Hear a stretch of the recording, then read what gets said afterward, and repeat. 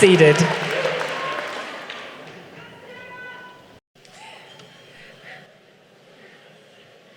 Good afternoon to you all, and welcome to Naropa University's Spring 2019 Commencement Ceremony.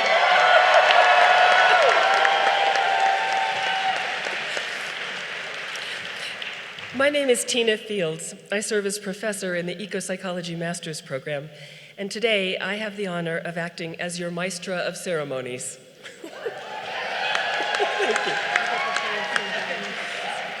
Thank you. Welcome to everybody gathered here today, the soon-to-be graduates and all who have helped them come to this wonderful moment. Thank you to Naropa staff, faculty and staff, including those who labored to put this event on. It's a lot of work. Thank you to the friends, faculty, family, and partners here. Some of you have likely gained the equivalent of half of a degree yourselves now as a result of supporting your loved one through this educational journey. It's weird to be in an event like this. You have something shared, but you don't know each other. So I invite you to turn to the person sitting next to you and just briefly introduce yourself. Where did you come from today? Who are you here to celebrate?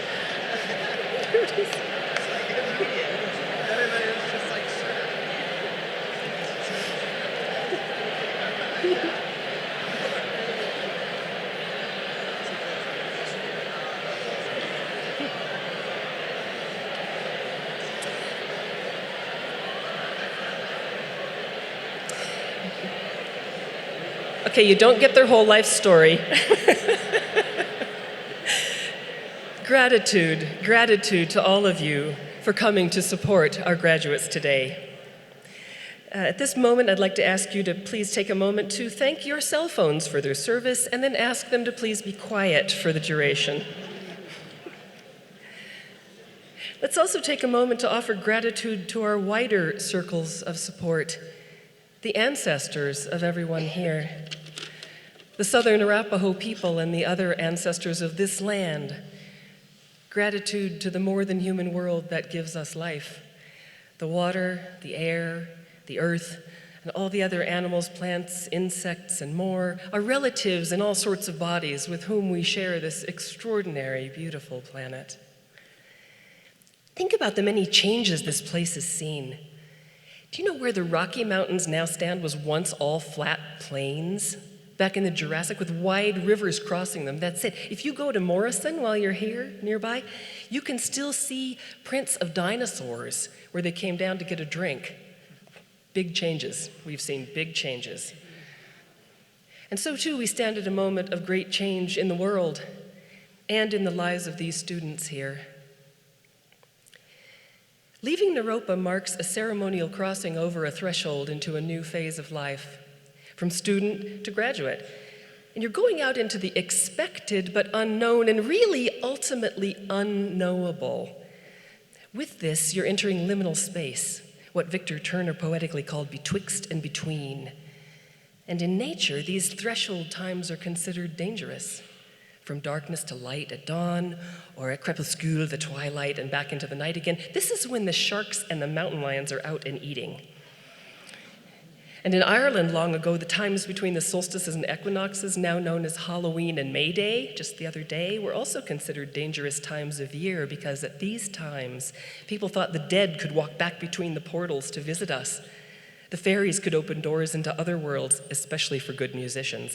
Anything could happen. It's Schrodinger's cat moment, right then. So in lands where Arabic is spoken, there's a word they say when at these threshold times, Bismillah. When crossing thresholds, when crossing a doorway, eating a mouthful of food, it could nourish you or it could poison you. Crossing water, you might fall in or you might get across safely. A threshold of awakening from sleep, birth, and death. So you see, the liminal space of entering or leaving a new phase of life is considered a dangerous and glorious time, for all possibility is open to you now, then, now. They say Bismillah, which means Allah be with me, God be with me, watch over me. Whatever you take it to be. Naropa students are part of a powerful stream. Those who dare to meet the world as it is, while also saying, there is a better way, and my life will prove it. And so, to start the ceremony, I want to ask the unseen powers all around us to please protect these students. Bismillah. Help them walk in a good way. And I figure, with the world as it is, to have a biologically Jewish pagan woman have the opportunity to offer an Islamic blessing to graduates of a Buddhist-inspired university, this shows hope for the world.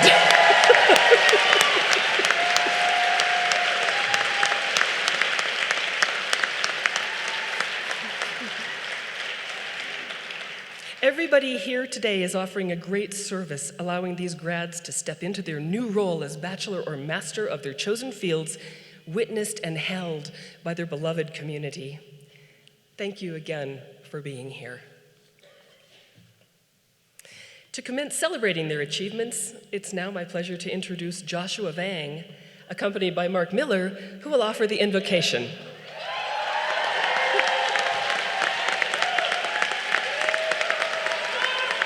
Joshi Vang is a Denver-born native who professionally trained in ethno-modern dance. Specifically, he learned traditional Hmong dance from his mother, which derives from the nomadic Hmong tribes residing mainly in the mountain terrains of Laos. He's a proud first-generation Hmong American, United States Army veteran, and Naropa graduate.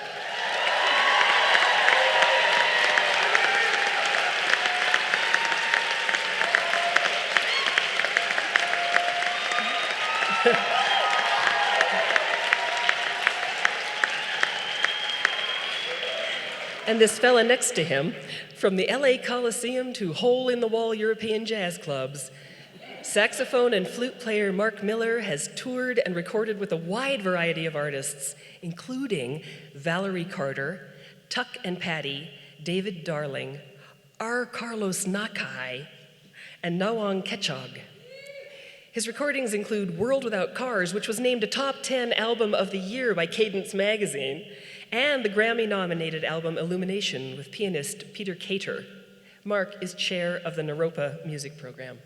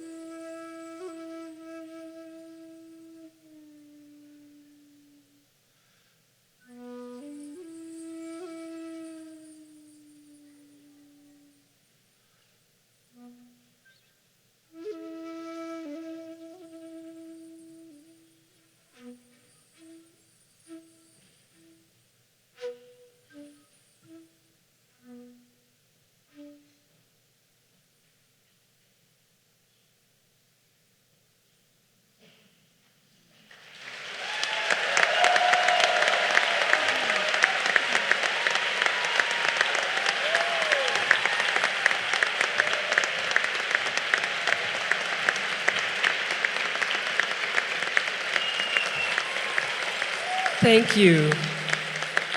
Thank you, Joshua and Mark.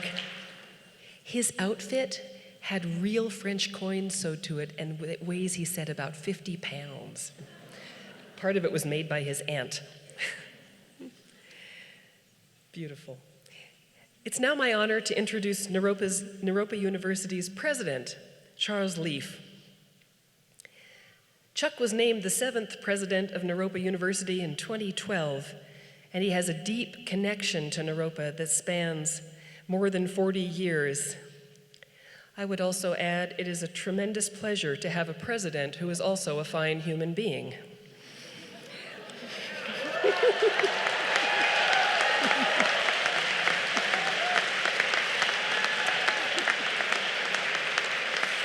Please join me in welcoming him to the podium for our opening bow, which is a beautiful tradition here at Naropa.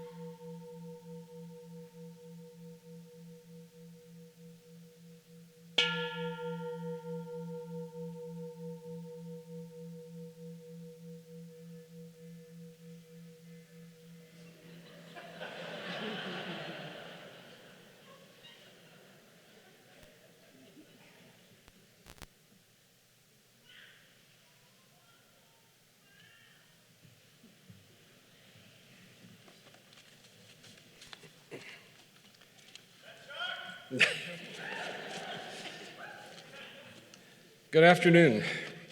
So they're pushing us back further and further each year. I'm not quite sure what this is about, and I'll probably get in trouble, but I guess that there's space for the graduates for some spontaneous entertainment as you cross the stage. I'm just saying, in case you're so motivated, you now have a stage in front of you, which is great.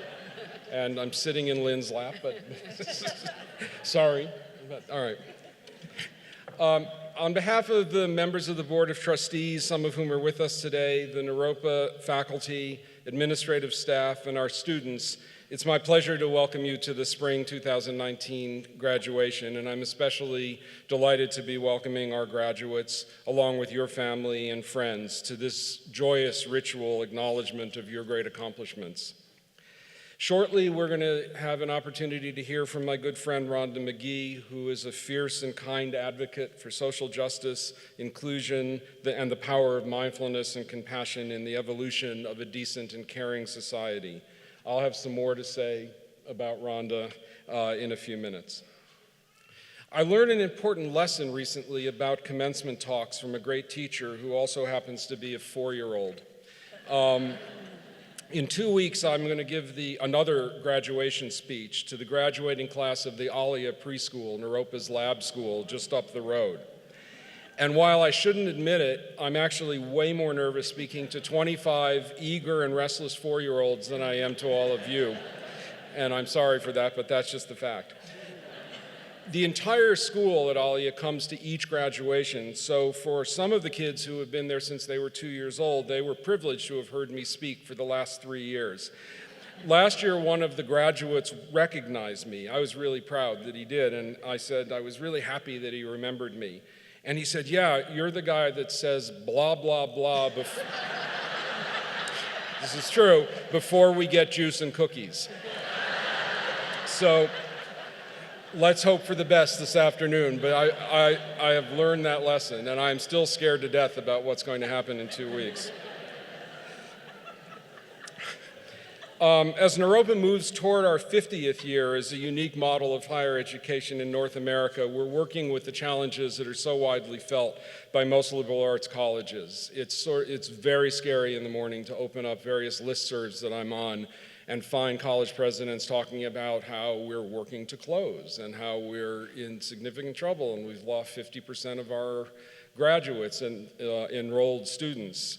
We are thankfully not at that place and not close, but it's definitely something which is a wake-up call. What is liberal arts education in a non-traditional way in North America, and what is the role that Naropa plays? We all face competition for enrollment to deal with the high costs to operate and to attend a university, the imperative that we become more inclusive and diverse and sustainable, and the reality that our students are entitled to leave Naropa feeling that they are personally fulfilled and well prepared for the new journeys ahead. Naropa has been blessed for the last 45 years by a still small but growing donor base, a remarkably committed faculty, and remember, all of the members of the Naropa faculty had choices. This is not where they settled. They actually came here because they wanted to be with a faculty body and a student body that would fulfill them in their own academic work and research and in teaching. And of course, as all of you know, and those of you who have been around Naropa for a while, we have the most committed and honest students, I think, of any university in the world. And for that, we're very grateful.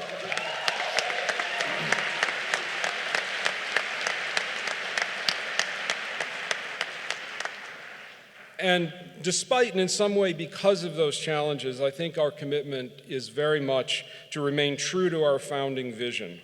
And while through innovation, evolving a 21st century university which is grounded in contemplative practice and study is really our mission, recalling our founding, recalling the energy of those pioneers that arrived here in 1974 with this sort of audacious notion of starting a university is something which is equally important. Appreciation for that early energy, which was shared by scholars and artists, performers, and spiritual teachers from the world's great faith traditions, along with the 2,000 students who somehow ended up and founding their way to Boulder in 1974, is not the same thing as nostalgia for the good old days. There is always that temptation. They were old days. They weren't all that good all the time, but in any case, it's very important, I think, for us to both draw the essence of what was planted here those 4.5 decades ago and use that energy for a fresh expression of what a university could be in the 21st century. We're really grateful, and I'm speaking on behalf of all of my colleagues at Naropa, for the opportunity to live in this moment and to serve at this time, which is extremely important. The ongoing evolution of Naropa as a continually relevant institution compels a deep look into the world we inhabit. I don't have to make any politically partisan statements to note that we are sitting in an incredibly polarized moment in society, one that's in need of emerging leaders who have the tools and the inspiration to address the increasing risks head-on. The personal growth that we strive to support through contemplative practices and compassion training is not accomplished by dropping into a storefront that's set up for the 1% that's in between a Starbucks on one side and a gym on the other. Rather, that transformative growth that we strive for here comes from offering the essential training that an activist needs in order to offer their energy and their passion to a world in need of healing.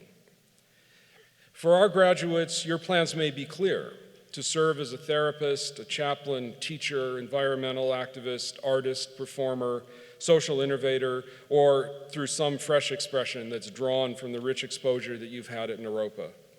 On the other hand, your journey may still be unfolding, and that's also fine. In either case, I think that the cloak of compassion and compassionate activism, which is wrapping you today, can be worn with equal impact and is something you can take away from here, from this place today. This spring, the Naropa community was awakened with a very powerful realization that personal and institutional racism and misuse of power lives within this privileged and supposedly progressive community of Boulder. And perhaps shockingly, we saw that some of those attitudes were found even closer to home in our Naropa community. As many of you know, and those of you who are graduates and those of you who live in Boulder know, in late April, our undergraduate colleague, student Zaid Atkinson, was picking up trash outside his Naropa dorm where he lived, and he was confronted at that point by a Boulder police officer. He was confronted for reasons that are still withheld from the public under the secrecy of an internal investigation, which we believe is winding down, but at this point we still are unclear of the outcome. Within a very short period of time, that officer was reinforced by 7 fellow officers, some of whom were filmed drawing weapons, including a handgun, a shotgun, and taser. This outrageous incident that was in no way caused by any of the perfectly legal actions of our student has illuminated a dark truth in Boulder, that no city is immune from the need to do the hard work to address the deep personal and social harm suffered by minority members of this community.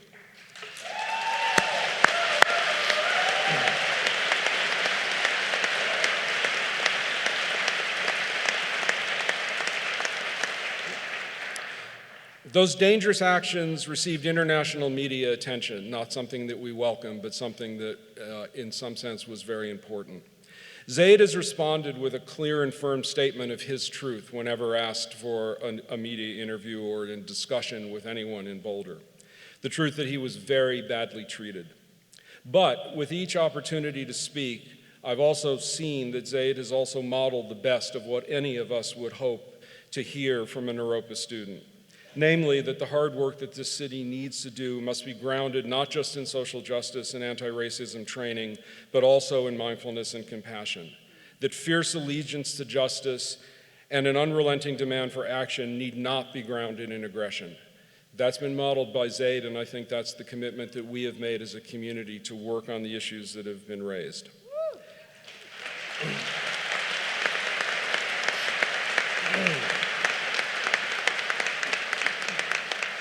If anything positive is to come from this otherwise contemptible incident, it's that the City of Boulder has asked Naropa to collaborate in creating the kinds of training and personal work that might transmute the energy generated by the initial shock and guilt into some systemic change.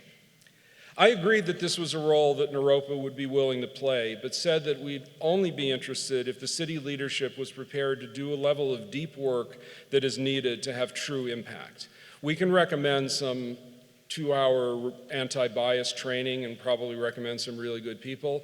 That, however, it would be a joke if that was considered the work that the city needed to do. And so the question is, how deep do we go?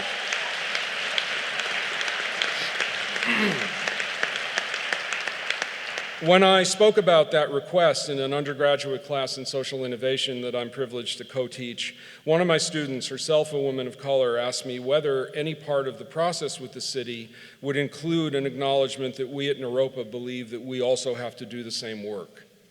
While I want to think that such a commitment is self-evident, hearing a student speak such a confident and clear reminder is a generous offer to the entire community that we live in, and I'm very grateful for that, for her.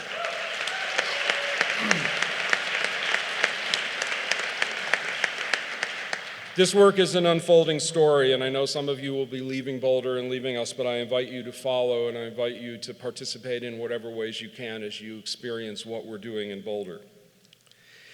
This year also was not just a year of shock, but also one of joy. There are many stories to tell, which I won't have time to, but one that comes to mind, because I had a long meeting about it yesterday, was the completion of the first year of our new bachelor degree in elementary education.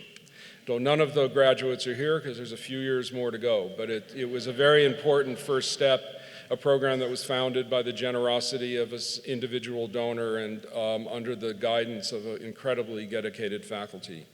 This nationally groundbreaking teacher licensure degree, which comes along with an additional endorsement in cultural and linguistic diversity, is Naropa's current offering to American education. Imagine the potential impact on young children when their classroom teacher is academically prepared and can also integrate mindfulness and compassion practice into the classroom as part of their fundamental training. And a teacher who can serve kids who represent the increasing minority populations, not treating them or teaching them as they would treat a visitor, but as they would welcome and serve a valued member of their family. That's the work that we're doing in this program, and it's the exciting opportunity for Naropa graduates to place another mark on the world around us. We're excited to follow their story.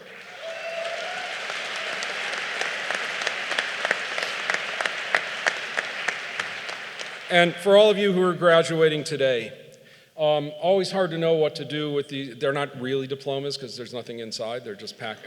Anyway, but I'm going to call them diplomas for now. If you return your library books, apparently you get them. But I do hope that your diplomas will be an inspiration to keep a connection to each other, and thank you to Tina for starting with a connection exercise, something I often cringe at, but Rhonda and Susan were safe, so it was good for me to talk to them. But keeping a connection to each other and also to keep Naropa alive in your hearts. Your commitment and your sacrifices were joined with the fact that you and we are all privileged to be part of a lineage of scholars, of change makers, and of contemplative practitioners. The current reality is that only a tiny fraction of the billions of us on Earth have been offered this chance, an opportunity to make the most of this human birth. We have the opportunity, and I believe the duty, to serve with skill and with kindness, to call out injustice and to honor diversity of mind and body as we encounter those minds and bodies that we encounter as we wander from this place. And wandering is an interesting thing. The wandering that you embark on may be deliberate and focused, or it may be joyfully aimless. That's up to you. Hopefully it will be some of each, and both are fine. Speaking for myself and my colleagues at Naropa, it's our honor to serve and especially to engage and support our students. We're grateful that you joined us for the last few years and delighted that we're sharing this celebration together. So I want to thank you for your work, and grateful that you're here. As has become a tradition, I'm going to conclude with a very short poem that's written by Naropa's founder, Chogyam Trungpa Rinpoche, in 1977. And to begin with, I'll just translate two Sanskrit words in that poem. One, bodhicitta, which many of you know means awakened heart, and the other, vajra, which means diamond-like. And here's the 4 lines.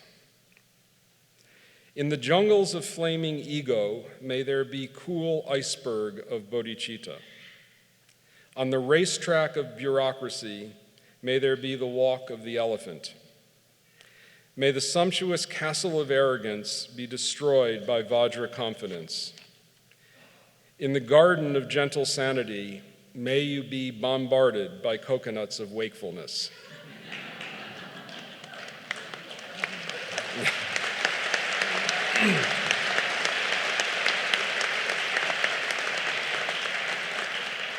It's now my delight to introduce Rhonda McGee, who is our graduation speaker. You'll find a complete bio in your program, so I'm not going to repeat what's written there. I made some stuff up. Rhonda's life story is a woman of color raised in the South, a descendant of enslaved ancestors, a child of the Christian church, a veteran of the U.S. military, a professor of law, and a teacher with boundless skill and kindness, is incredibly inspiring to me, and I was honored that she agreed to join us today. I'm actually envious of young lawyers today. Because of the work that Rhonda has pioneered, law schools across the country are increasingly speaking about teaching mindfulness, empathy, and compassion in the same way that they teach contracts and torts and civil procedure. I started law school in 1974 here in Boulder, just as I was also involved in the first summer of Naropa. And I can say to you that moving between the nascent Naropa University and the CU Law School every day felt like I was breaching a solid wall that was separating two incredibly different worlds. Once in a great while, very great while, I would see a law school classmate at a Naropa event, and we would glance at each other as if we were part of a sleeper cell of insurgents that found themselves in the same place. You meditate? Yeah, it was like that. But all of that has changed. And it's changed in large part because of our speaker today. Rhonda's work integrating mindfulness, law, and social justice is more important, I think, than many people realize. It's too soon, really, to know how this work will impact the practice of law in specific, and more importantly, the work in our civil society in general. But I'm convinced when Rhonda's revolutionary work is fully studied and understood, we'll owe her a great debt of gratitude for the extraordinary effort, the deep wisdom, and the unflagging commitment to creating a more just, accountable, and kind world. So please join me in welcoming Rhonda McGee to Naropa.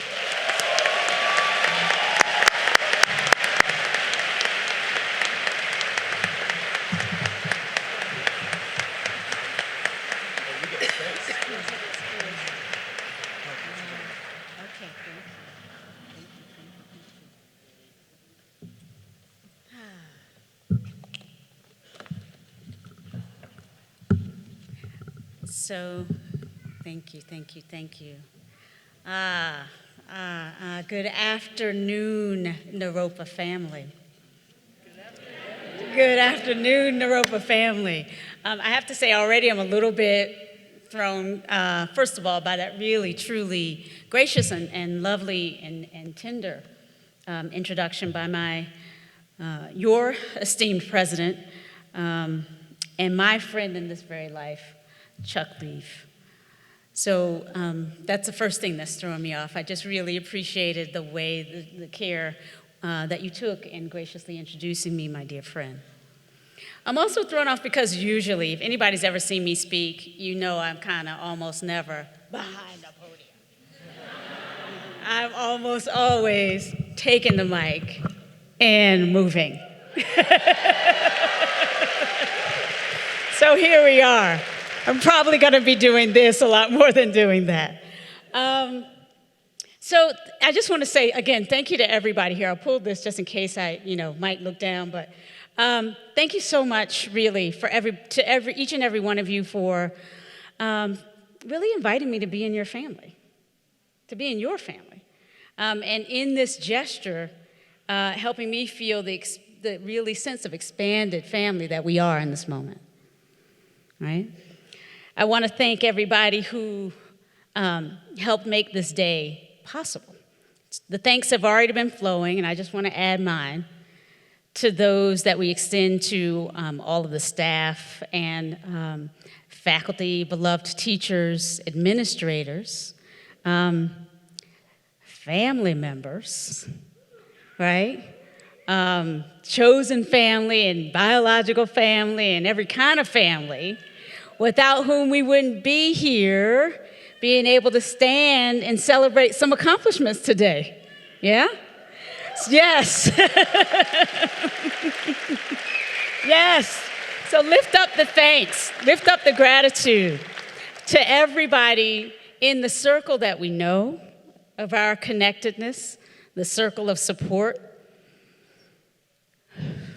and also those that we don't know, right? So pause with me, if you will, to just kind of ponder all the different ways that our life, our being here is sort of made possible, has been made possible by such an extended web. Those who help us in our everyday, who helped us get here. Think of the many thousands and thousands of people whose names you don't know enabled us just to safely arrive here by their safely following the rules of the road if we drove, or the air travel if we did it that way. So just in pondering those connections that got us here, literally, expanding that to think about, again, the generations. The ancestors we know, the ancestors we don't know. Chuck so beautifully mentioned that I am a child of formerly enslaved people, and that is definitely true. It's also the case that to be a child of enslaved people is to also not really know, or an ancestor, or let's say my lineage includes enslaved people. It's also to be unaware of really the deep web of connections, because part of that experience involved not being allowed to know your full ancestry, your full history, right? And so, as we pause and think about all of those on whose shoulders we stand, why don't we invite a little bit of reflection again on the ancestors known and unknown, and recognizing that the stories we know are only just a small, tiny part. Human history, as the scientists tell us, goes back at least roughly 250,000 years. This is Homo sapiens sapiens history. Right? Before that, pre-human history, a couple million years. Again, the scientists tell us that. It's hard for us to take that in. But if you begin to take it in, you begin to realize what we really mean by it's really one human family whose lives are inevitably interconnected. So for me, that story I hold about being a child of a heritage grounded in the history of enslavement in America, that's part of the story, but only part, right? I've recently learned one of my ancestors was a former Confederate general or Confederate officer in the Confederate Army that fought to maintain slavery. a white racialized American who played a very different role than I'm often given to think of myself, right? Think of as part of my family. This too is part of who I am. Let's think about that. So when we actually pause and really think about who we are, we really can't but be humble, but be aware that we know some things and there are many, many things we don't know. And our lives are much more intertwined and interconnected than we really can understand. So, to the graduates of this beautiful university on this day, a special greeting to each and all of you. A special greeting from my heart, from every part of my being.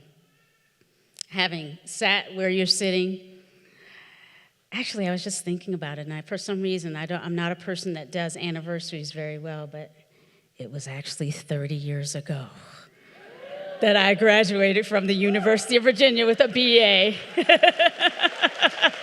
So 30 years this May 21st, I think it is. Literally. And then went on to get a graduate degree in sociology, and then went on to get a law degree, and so on and so forth. So many times, having sat in this moment, aware then that this moment can be filled with so many things, a bit of trepidation, a lot of excitement, right? Some pride. You have accomplished this. You have done this. This cannot be taken away from you, ever, right? This will help open doors for you, no matter what else you do from here. This is something that whether it opens the particular doors you want opened or not, is something to sit with pride about, right? Even as we know we have to be humble too. It's that beautiful, delicate balance of pride and humility that's always the human path, right? So yeah, be proud that you've accomplished what you have accomplished. We are proud of you. We are grateful to sit with you and to be a part of your story, just a little bit a part of your story. We are grateful. We are glad you are here. And we know the world is going to be a better place because you came this way. So we're happy for you. We're proud with you. We're having that sympathetic joy, right? Joy in your joy, joy in what you've accomplished. So take a moment and have that moment of sympathetic joy and joy in the accomplishment of this day. Pause. Feel it. Feel the ground beneath you. Feel this moment. Please don't forget that this is a day of pausing and celebrating, pausing and remembering all that you've been through to get here, things I cannot know, but you do, all that you've overcome, every moment of doubt, all the risks you took, right? And all the ways, again, that you leaned on each other and others in a circle far broader than this to make this day possible. So breathing in and breathing out, being here, taking this in, honoring you in this moment, you and you and you, each one of you, honoring the journey that got you here. You are, in this moment, a manifestation of what in the Yoruba, West African traditional language might be called, or might be recognized by the word ashe. Some of you may know this word, right? Ashe. It's a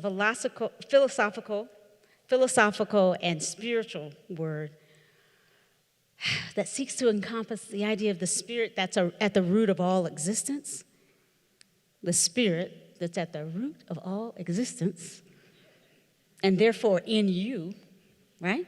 Right now, and is also that word that represents the power in every manifestation of life that makes change possible in you right now.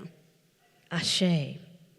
It's a greeting, it's an honor, it's a respect. The power in you, the energy in you that got you here, and that is the only thing that makes change possible. So can we, if you will, with me, honoring the ashe in you. Ashe, ashe, ashe, the power in you. That is new in nature, beautiful beyond measure, complex and yet simple at the same time, like a blade of grass or a ray of sunlight. That's you. That's you. So as we pause in these ways and appreciate all that you are, right? Again, I recognize myself as just this humble, cisgendered woman put in arriving on the planet in this body, right? That has then been labeled engendered female, right? Racialized black, and so on and so forth. And also, more than that, in ways we can't name. And this is so true for all of us, right? So, as we walk in the world in ways that, again, we've largely inherited, we've inherited so much, pause to kind of take that in. Because as we stand in the day of celebration and in recognition of all that you've accomplished in this moment, in the packages that prepare you for the walk that is your life. And what do I mean by that? I mean because every packaging, the way in which we land in the planet and we're gendered and we get a name and we have a background and a whole story and we honor and respect those stories, right? Of course. And we recognize that if I have a story to honor and respect, so do you, so do you, so do you, right? And I know that as graduates of Naropa, you understand deeply the way in which your story in connection with others profoundly invites a compassionate engagement with all that is from this moment forward. So, in the remaining few moments, I just want to kind of say a few additional things. I know I don't want to be that person going on too much blah, blah, blah between you and the cookies. But in a way, that's what we do up here. But what can I tell you? If we can pause and just think about what it means to have accomplished some things that are only just the beginning. As we say goodbye to this beautiful moment, if you will, of your life. It is a moment, if you think about it. It's been a number of years, and in the grand scheme of things, just a moment. And of course, our whole lives are just a moment in the grand scheme of things. Nevertheless, we honor, we respect, we make the most of these moments because we know not the moment when it will come to an end, and yet we know that it will for all of us. So pausing, taking it in, and asking ourselves as we say goodbye in a way that says hello at the same time, recognizes this ending, which is at the same time a beginning. How do you want to begin this next moment? How do you want to begin it? With what particular intentions?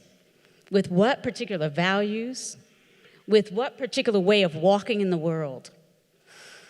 Pause and take a moment to really invite your own way of inhabiting the question that I'm presenting right now. What's that beginning going to look like for you? And what's that walk going to look like, more than the moment, for you from here? There is a Zen teaching from Suzuki Roshi, I believe, maybe as well from many other teachers. Often our teachers are speaking from a lineage that is beyond time and teachings that are beyond time. But you've probably heard it before. It's about the most important thing. Yeah? The most important thing is really just what? To remember the most important thing. The most important thing is to remember the most important thing, which means, in a way, well, it can mean a lot of things, like a lot of Zen teachings. But what I think it means, at least, is that we recognize the importance of knowing what matters. Recognize the importance of knowing what is the most important thing for me, for you, for each of us. And as we center on our values, you might say, thinking about how we want to be seen, remembered, how we want to impact others in the world, by whom, right? Who are the audiences, if you will, that will matter most in a certain sense as we move? And how, again, do we want to move in ways that impact those audiences? This question of remembering the most important thing is something that, again, from a perspective of mindful awareness, loving awareness, is something we inhabit every moment of our lives, living in a way that represents what we think of as the most important thing as best we can, again, with humility, with respect for the fact we're just human beings and therefore not perfect, but also completely perfect at the same time. So how do we live in alignment with what we see as our values? It's going to take some courage, y'all. Can I say that again? With my North Carolinian accent coming on through. It's going to take some courage, y'all, to live in alignment with your values, to live what you've been taught and what you've been supported in being at this beautiful university. It's going to take some courage because the world out there has all kinds of different ideas for who you should be, what you should look like, who you should care about, who you really should never, ever care about. And we're going to stand in who we are, notwithstanding all of that. We're going to remember the most important things as we go. So as I have sought to do this in my own life, right? There's so many different stories that come up. And I just want to say again, I really do feel like a part of your family, even though many of you have just met me. I know a few of your professors and have. I want to say Susan. I'm remembering a moment where I met Susan Berghardt some years ago, in which she heard a story of mine, a story about me growing up in North Carolina and having been drawn to contemplative practices as maybe a 3 or 4-year-old because I saw my grandmother getting up every day before dawn and centering herself in her own contemplative practices. For her, it was Christian prayer. And before she began her day, a light would come out from underneath the door that I would see as a little girl. I would often be sleeping outside her door on the floor because my own parents' marriage was breaking up, and we would sleep on what was called a pallet, which was basically some quilts on the floor. We always enjoyed that as a 3-year-old. We didn't realize that meant we didn't have enough beds in the house. But it did enable me to see my grandmother's light come on in every sense of the word, every day. My grandmother then was my first contemplative teacher, Nanny Suggs, who from that place of humility and also grace would leave that room, get us up and ready for the day, and then go and do the work that she was given to do in the world. Not glamorous work, not like the work that maybe even you are thinking of doing, no matter how humble. Because I don't know how many of you are actually thinking you're preparing to clean houses for other people. But that is the work that my grandmother was still doing when I was a young 3, 4, 5-year-old in North Carolina, because women like me were basically told, still at that time, that that is the kind of work we want you to do. Yes, I'm going to name it, 1970-something when I was born, or when I was going through this. Born in 1967, I was. So early 1970s, yes, women like me were still relegated to those kinds of roles. And Susan, on hearing the story, once told me, you know, the stories, those kinds of stories that you tell could change the world. These stories about simple human beings who have a Christian, or let's say Christian or other contemplative light already in their hearts, who have a light of love in their hearts, going out and trying to make a difference. You each have that light in your hearts, and you have stories to tell. And so I'm here to help you hear your own voices. I'm here to say your voice matters so much more than we can say. Your stories matter so much more than I can say. Tell them. Gift us with your stories. There's medicine, if you will, in each of our stories, original medicine. The world that you know is in so much pain, needs the medicine in your stories. Tell them. Let us weave together our stories.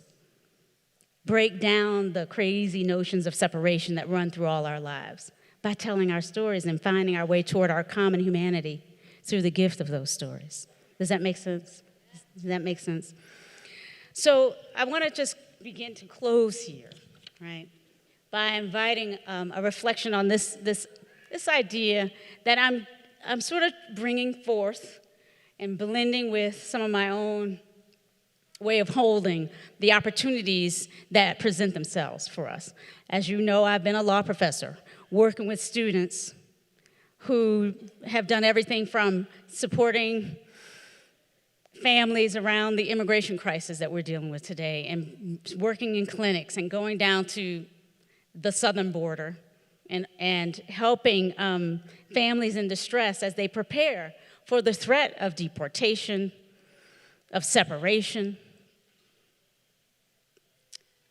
Students who do death penalty work, who go to the South, who sit with people who are condemned, and then have, in some cases, the very unfortunate job of being with families afterwards.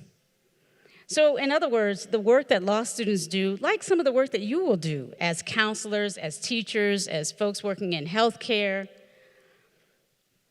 this is not for the faint of anything, faint of heart. This is not for softness, because the work that you do, that we do in the world, is difficult, often, very difficult.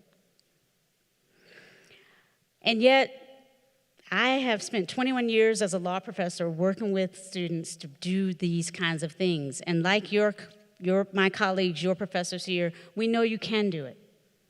We know you can do it. We know that to help you do it, it might help, again, for you to be very clear on why you're doing it and what you may offer at your highest and best. And so very recently, I traveled to South Africa. I get to do a lot of travel now, doing this work of bringing mindfulness and social justice together. And in South Africa, we were at a conference on mindfulness and social justice where an indigenous teacher was brought in because there, like everywhere else, we were trying to reckon with equity and inequity. We were recognizing that here was a Western-infused mindfulness conference that was conceived in the mind of beautiful white male mindfulness teachers trained by John Kabat-Zinn and others in America and Europe, white South African man with the MBSR credentials, starting a mindfulness program in South Africa. And as soon as he put the word out a couple of years ago, everyone started to ask, who are you inviting to this conference? Because the teachers seem to be mostly white. The teachers seem to be mostly European. Maybe there was an occasional African American from America. But people started to ask some serious, good, hard questions, the kind that Naropa graduates will probably also be asking when you see something like this. For whose benefit is this conference? Where are the indigenous voices? How can we honor more fully the contemplative traditions that are already on the ground in Africa? And so, because that conversation did happen,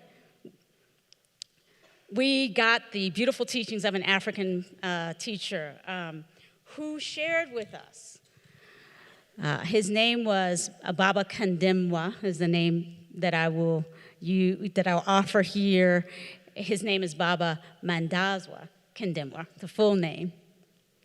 He shared with us that basically what he saw as the way in which contemplative practices support social justice goes way, way back beyond time, beyond the idea of identity and beyond the idea of political parties, but is very much a call to recognize our connectedness with the earth, to remember that we are all part of one human family. And our job really at the end of the day, because we've all forgotten so much of that, is first to heal the sense of separation that runs through our own lives. Heal the sense of separation from each other, from the breath of life, from the earth. Just constantly be thinking about, how do I heal as a human being? And how do I help heal others? Number one, just healing. Number two, peacemaking. As we heal, can we help make peace? As we heal, can we be an instrument of peace? You all know what the world out there is trying to do to all of us, to divide us, to make some of us feel more important than others, to make us okay with the ways in which we're depriving many other people of just the right to live. Y'all know what I'm talking about. Threatening other people, as the story of Zaid Atkinson and the story of the young man who recently gave his life, actually, unfortunately, in the school shooting reminds us. It's not just threats. People's lives are being taken unfairly and way too soon because of fear, because of our inability to kind of amplify that everybody matters and we're all connected. So healing, peacemaking, and doing some justice. And by doing justice, I don't mean everybody has to be lawyers, for God's sake, no. But justice can come in how we meet each other on the street. Justice can come in the ways that we extend a hand to each other. I call personal justice the way that we commit to honoring what we need and recognizing the grace, the ashe, the power that we have to help make a difference in the world. It's a personal justice mission. So when we are thinking about doing justice in the world, please include ourselves. Start with ourselves. How do I take care of myself? That's about healing, peacemaking within myself, and being just with myself. And from there, can you help heal other people? From there, can you help make peace? From there, can you help do justice? Because if you're not right with yourselves, you're not really going to be the best source of any kind of real justice and peace for anybody else. And so, with those few words, in between you and the cookies, getting out of the way, and just really, again, inviting that final reflection on the power in you. Baba Kandemwa really used this idea, be like the ocean. Really invited this metaphor, be like the ocean as we do our healing, peacemaking, and doing justice. Be like the ocean that refuses no river. Okay, think about that. Each of us perhaps has our own rivers, creeks, or oceans, but joining with other oceans. Refuse no river. Refuse no river of the current that comes up through you. Be like the ocean that refuses no river. Be like the ocean that is never the same twice, that's open to new things. Be like the ocean that is that power, that ashe, that is the only thing in nature that ever changes, but can change everything. I am with you. I am honored to be with you. I am grateful for this opportunity to share in this moment of appreciation of this day in your very life. And may we continue on this journey, knowing full well that we're not alone, that we together can really change everything, and that only through our being true to the healing, the peacemaking, and justice-making that is ours alone to do, can we ever heal and change the world. I thank you so much. I thank you so much for being with me. Thank you.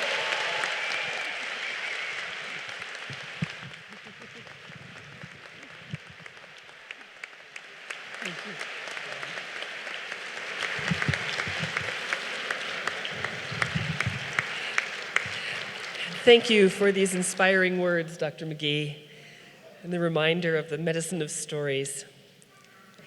Next, I would like to welcome Brittany Newell, Bachelor of Arts in Music, performing I Am Here, accompanied by Paul Fowler. Brittany is a vocalist, composer, recording and visual artist, activist, and hypnotherapist. As a music major at Naropa University, she has cultivated her unique vocal style with a deep foundation of community and self-love. She's currently finishing her first album, a sampling of her own songwriting, and a second collaborative album of music, medicine, and sound healing, hopefully the first of many to come. Paul Fowler will accompany her. Oh, yeah. Sourcing materials parsed from the world's spiritual traditions and natural beauty, Paul Fowler's music occupies a space that invokes our shared human experience. His works have been performed at Carnegie Hall and Japan's Suntory Hall, among many, many others. Paul was a beloved faculty member at Naropa until 2018, and he still keeps coming around sometimes, which makes us happy. Please welcome Brittany and Paul.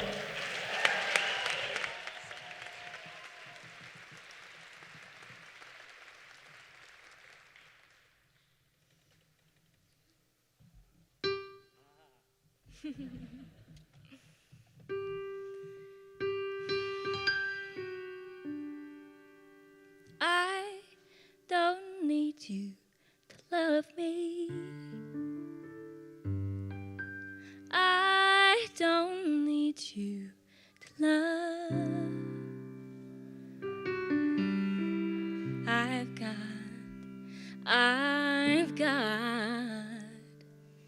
I got my sister. I can feel her be here, but she's still mine, I know. She still loves me. Got my family, I can't hold them now. They may not be here, but they still mine, I hope. They know I still love them. Got my house, it still keep the cold out. Got my chair when my body can't hold up.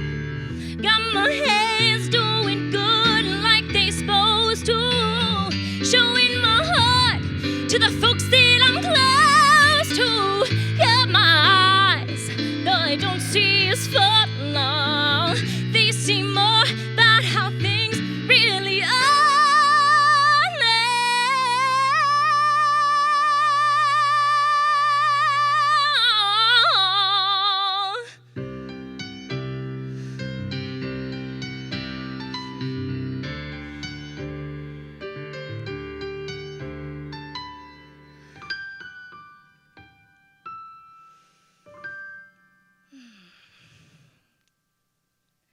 I'm gonna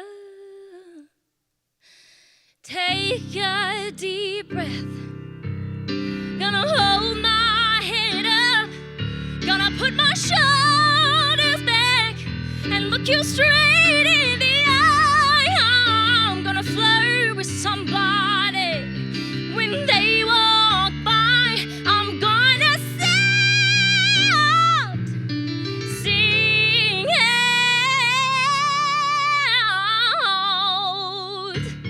I believe I have inside of me everything that I need to live a bountiful life in all the love alive in me.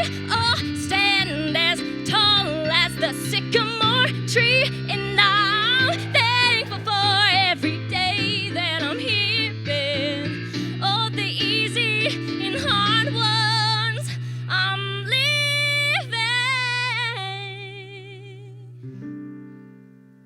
But most of all,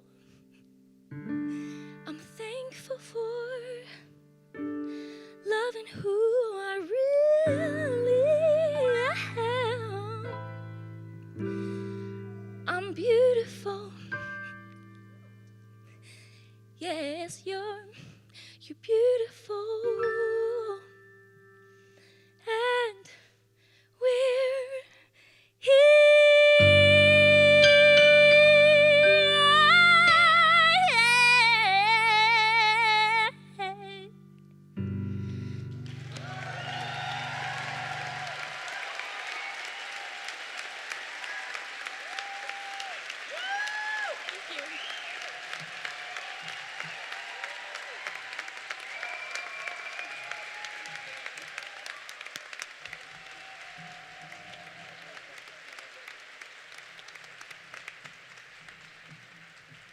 Thank you. Thank you for that. Oops, I'm not on. Thank you for that beauty, Brittany and Paul. I need help. This microphone is slipping now, please. Now I'd like to welcome Travis Cox, Core Associate Professor and Chair of the Ecopsychology Master's Program, our faculty speaker. Dr. Cox's interests and research are about the intersections of social movements and social justice, education, metaphysics, environmental philosophy, ecopsychology, agriculture, and deep sustainability. He earned his PhD at Iowa State University in sustainable agriculture and a master's in philosophy and religion with an emphasis in philosophy, cosmology, and consciousness from the California Institute of Integral Studies. I'd like to add a personal addendum to that really powerful introduction. I consider hiring Travis Cox and bringing him to Boulder to work alongside me in the Ecopsychology Master's Program to be one of the most valuable acts of service I have done for Naropa in my 8 years here. He cares deeply about the world situation, and he addresses it through a rare combination of radical thinking, fierce dedication, unwavering kindness, and a goofy sense of humor. Travis sees Naropa as a bastion of hope in our difficult times. And I find collaborating with him to be invigorating and joyous, and our students adore him. So it's my true honor and pleasure to introduce your faculty speaker, Dr. Travis Cox.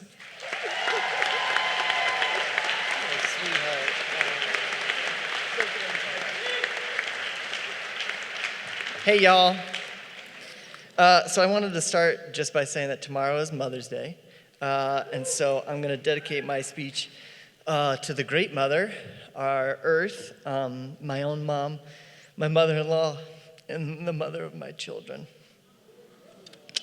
Yeah, I'm going to cry, so.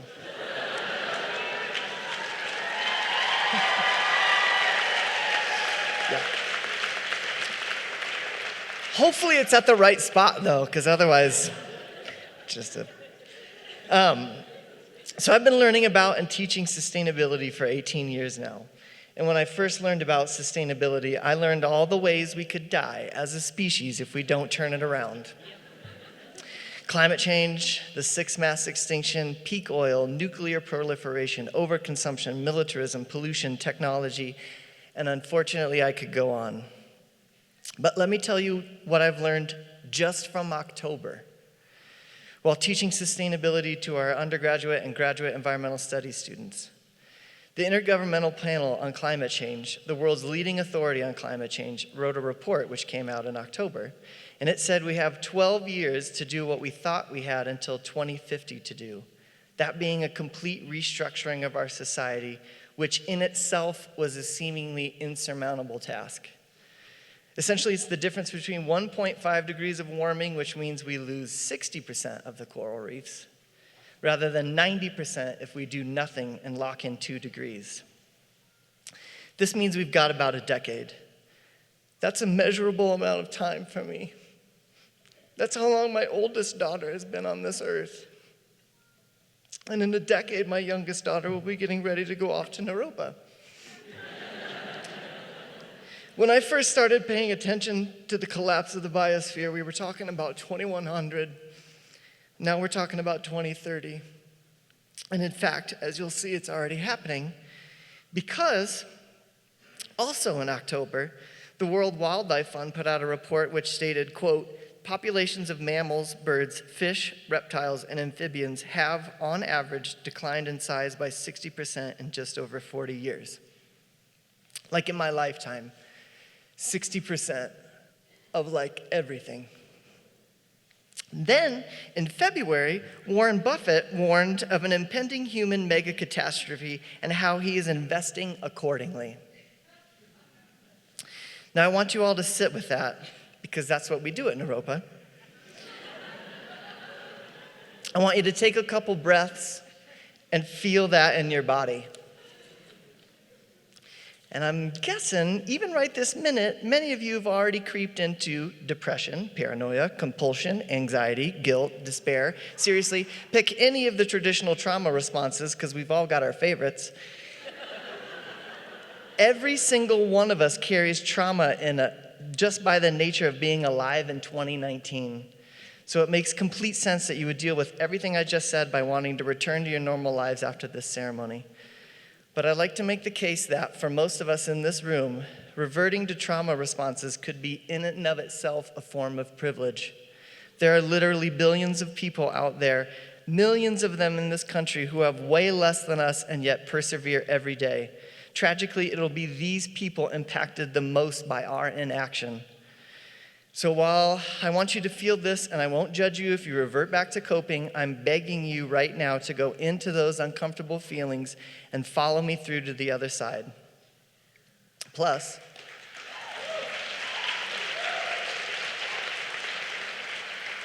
look around you. If you're going to have to face the apocalypse, wouldn't you want it to do it surrounded by these amazing people? Because if you're in this room, you are either a Naropa graduate or you know a Naropa graduate who got a Naropa education. And a Naropa education is an education that will help you play your part as we save ourselves and stop the destruction of this world. So, who are my somatic and art therapists? Make some noise. Make some noise. Where are my psychologists, psychotherapists, and counselors? Make some noise. Including my eco-psychologists and wilderness therapists? What about my writers and poets and musicians and visual artists? Educators? Who are my educators? Environmentalists? Where are my environmentalists? Religious studies folks? And finally, my interdisciplinary people? You're my favorite because you're like me, you just didn't commit. You're like, yeah, I'll do all of it, right? You see, any holistic education for the 21st century would have all these types of learning happening together: sustainability, diversity and inclusivity, contemplative education, the arts, as well as healing modalities. And I feel like out of all the universities and colleges that I know of, Naropa has done the most to deliver on the idea, best articulated by Mary Lohr, one of my sustainability undergrads, in her final paper. Students deserve an education that prepares them for the challenges of their lifetime. But not everybody in this room is a Naropa graduate, so what are you people supposed to do? Well, luckily for you, I just helped put on a conference about philosophy and psychedelics at a graduate school of theology out in California. And we figured it out. Y'all should take psychedelics.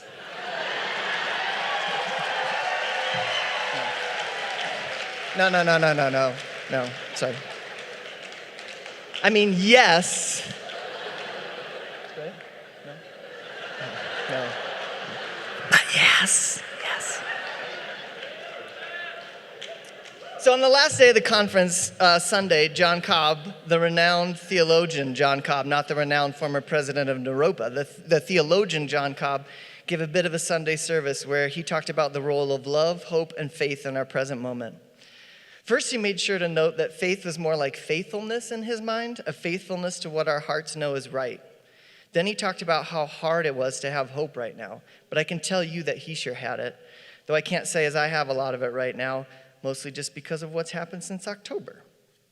But what John ended with, which many of us have heard before, is that love is the greatest of these. Out of faithfulness, hope, and love, love is the best superpower. And I had a revelation that I can do that. I love my kids. I love my wife. I love my colleagues. I love my students. And I love this school. And I don't necessarily mean that in a hippie BS kind of way. With BS standing for belief system, in case anybody out there thought I had a potty mouth. I mean it in a Thich Nhat Hanh way, where understanding is love's other name. To understand another's suffering is love. I mean it in a Bell Hooks way, where the power of love is a healing force. And I especially mean it in a Cornel West way, where justice is what love looks like in public.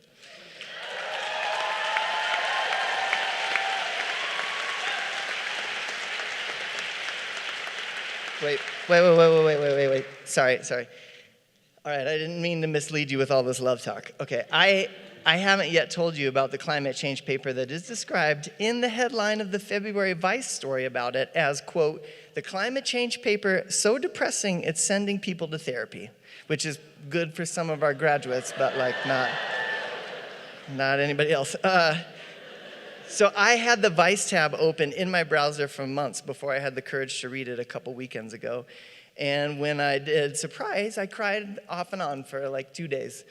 At which point I went to the Extinction Rebellion action in Denver, which synchronistically was a day or two after I read that article. And if you don't know their organization, please do me the favor of finding out more about it. And also look into the Sunrise Movement. That's your homework that I, as a professor, am assigning all of you.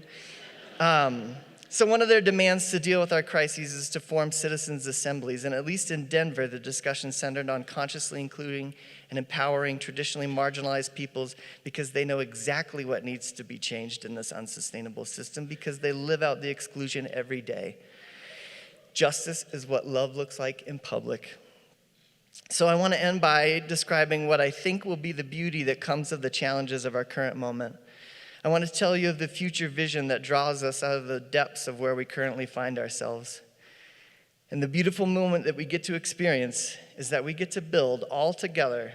We have to build through love and through action with the help of Naropa graduates, past, present, and future, in the worlds of Charles Eisenstein. We are going to build the world, the more beautiful world our hearts know is possible. May it be so. Thank you.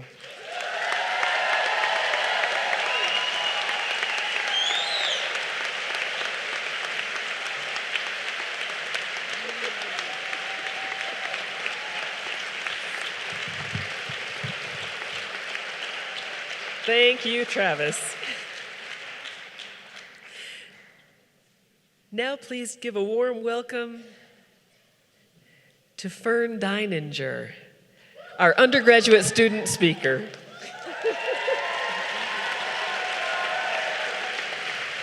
Yeah, you can come up. Jennifer Fern Deininger is an undergraduate student completing her Bachelor of Arts in Contemplative Art Therapy, Permaculture, and Poetry. Combo. During her time on campus here, Fern has worked as the manager of the Bike Shack, co-chair of the Student Union, a 4-time orientation leader, the host of Naropa Mic, and the host of her own club, Bike Mechanics as Fum Empowerment. Off campus, she also works on regenerative agriculture, writing projects, and permaculture design through her job as a private gardener.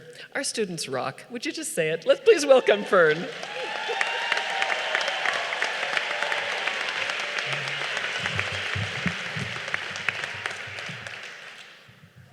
I emailed Travis Cox, my beloved sustainability professor, before finalizing this speech to check in about how much he would be addressing climate change and the grave urgency surrounding it. And after reading a draft of his speech, I felt he had it pretty well covered and decided to take mine in a different direction. You see, I'm a huge fan of whole systems thinking. And in this realm of environmental analysis, we have these things called leverage points. They are, as Donella Meadows writes, places within a complex system where a small shift in one thing can produce big changes in everything. And since Naropa's specialty is helping students transform themselves and then the world, I've decided to tell you a story today about 3 leverage points in my contemplative education that have been sustainable points of power for me to almost effortlessly change the way that I think, act, and go about the world. Let's begin with leverage point 1. In my art therapy class with Leah Friedman some years ago, we were invited into the experiential of creating ourselves as a doll. Up until this point at Naropa, I was buying tie-dye shirts, wearing long patterned skirts and shawls, and saying the words radical, potent, prajna, and meditation far too much. When faced with the challenge or opportunity of creating myself as a doll, I had to decide whether to go with the Naropa-fied Fern, who I thought most people wanted to see, or the rural Iowan still confused about public transportation Fern. I picked up some denim fabric, green yarn, and a bottle cap, and fashioned myself a tiny farmer doll, complete with a sun hat, overalls, and green hair. I had green hair at the time. Some would say it was blue. It was green. This invitation to engage in the process of reflecting all of my beauty, power, flaws, overalls, and raccoon-like tendencies was the moment that I realized I could not Naropa-fy myself. Once my doll was finished, I looked up around the awkwardly high table in the classroom and watched everyone stare down at their tiny selves with such care. In that moment, I realized that you cannot leave yourself behind in your own healing.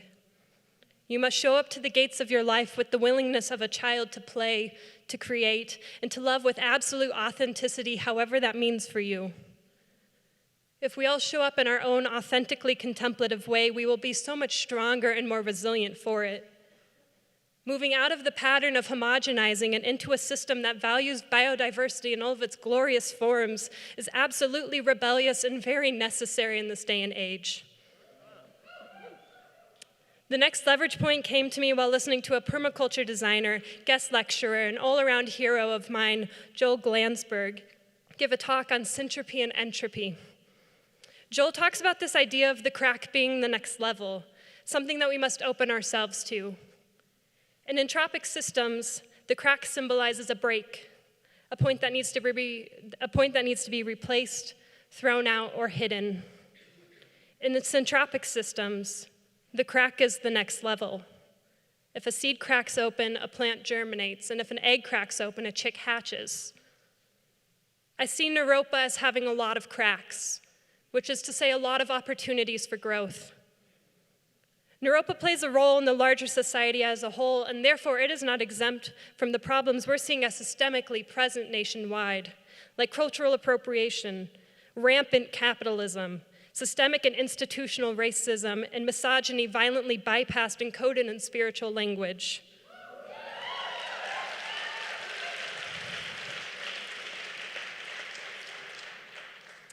And yet, as I say this all, I am extremely grateful, because I went to an institution equipped with every tool necessary to do this growing.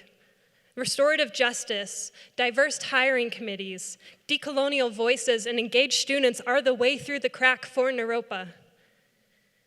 There is potential in even the most broken of situations.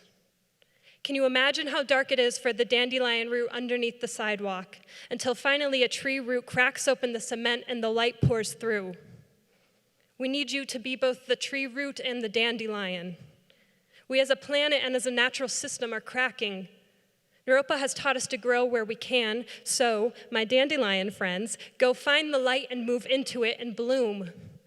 Ignore the people who call you a weed. You are so much more than that. You are opportunistic and absolutely delicious in a salad. Kind of. The last leverage point came to me in the form of a single sentence out of Leah Friedman's mouth. An orange is a good thing to have around. She told us this as she smelled an orange peel during a rather difficult art therapy lecture. After all, oranges are already pre-grown to be shared, and here in Colorado, they come to us as gifts from the equator during the winter time. I tell you this moment as an invitation. In a world that is increasingly confused about the differences between pleasure and pain, choosing pleasure and self-care is activism. Take care of yourself where you can. Prioritize your pleasure in your present moment. And never underestimate how a piece of fruit can be both aromatherapy, a snack, and 1/3 of a college commencement speech at the same time.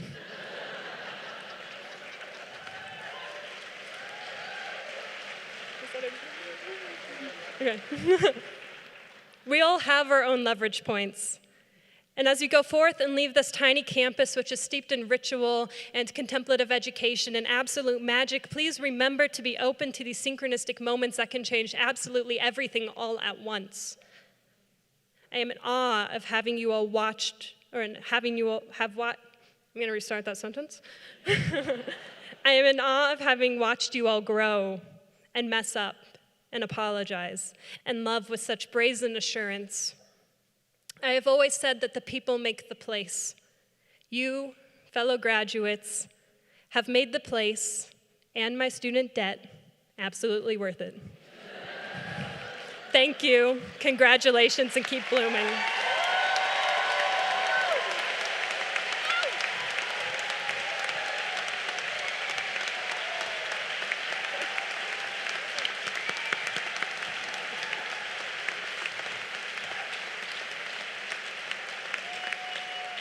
Thank you, Fern. Now I'd like to welcome Fritz Rulian, our graduate student speaker.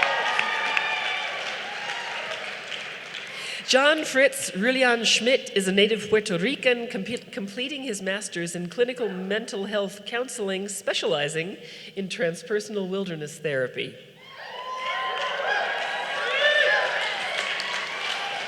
John Fritz has worked in several agencies as both a teacher and a counselor for children and adolescents, and he prioritizes social justice, empowerment, and nature-based approaches. He's now settling in Puerto Rico as a school counselor, and he strives to continue studies around the intersection of psychology, education, and social justice. Please join me. Welcome, John Fritz.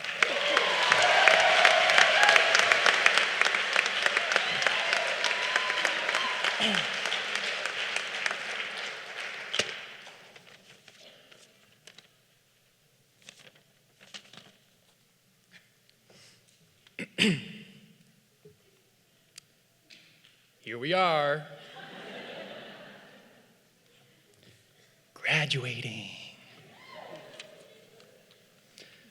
On our way into a world that will open up more doors to us than to the millions of people who don't even have and couldn't even get a high school diploma. Woohoo!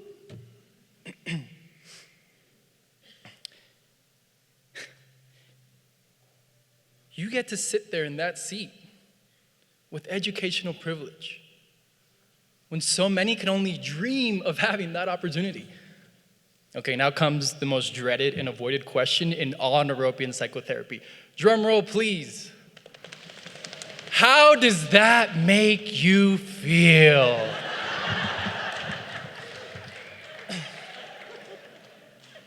If you're like me, guilt springs up. And along with it, shame, just pouring down on my parade and strangling my ability to even celebrate. But I don't want to feel that.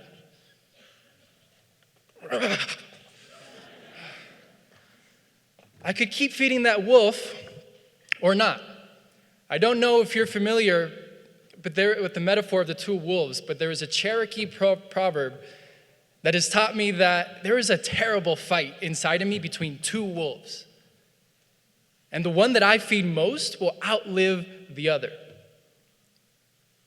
Just earlier you heard one wolf speak in my opening lines. He's a good friend of mine. We go way back. Or I could feed the other wolf, the one that says, man, screw that. I'm done with that. Drama, not the guilt that's been holding me back. There's work to do in this bleeding world, and I got the tools, so watch me unfurl. And then the first wolf creeps up again, thrusting me back into paralysis. Yes, Travis, let's look at our privilege. Let's look at it. Let's work with it. Let's feel the guilt, feel the shame. Yet, let's not let it become paralyzing, making us unable to actually act and use it. Paralysis by analysis, my dad would always say. How am I going to transform the world if I'm stuck in this paralysis by analysis? Oops, there's my good friend again. Listen, I'm going to cut it to you straight. While writing this speech, that wolf was hungry for some airtime. I had to painstakingly write and rewrite this speech as my elders gently reminded me and showed me that that wolf was just creeping into every paragraph without me even noticing. So, to avoid that, please allow me to openly feed the other wolf as I stand in front of you. Let's see. Despite coming off as another descendant of colonizers to most Puerto Ricans back home, within me there's an identity diametrically opposite to that of a colonizer, despite the color of my skin, despite the sharpness of my nose. But wait, they don't see that. All they see is Anglo Johnny, your excellent education, your affluent background, For God's sakes, they speak to you 4 to 5 times in English, even when you start speaking to them in Spanish.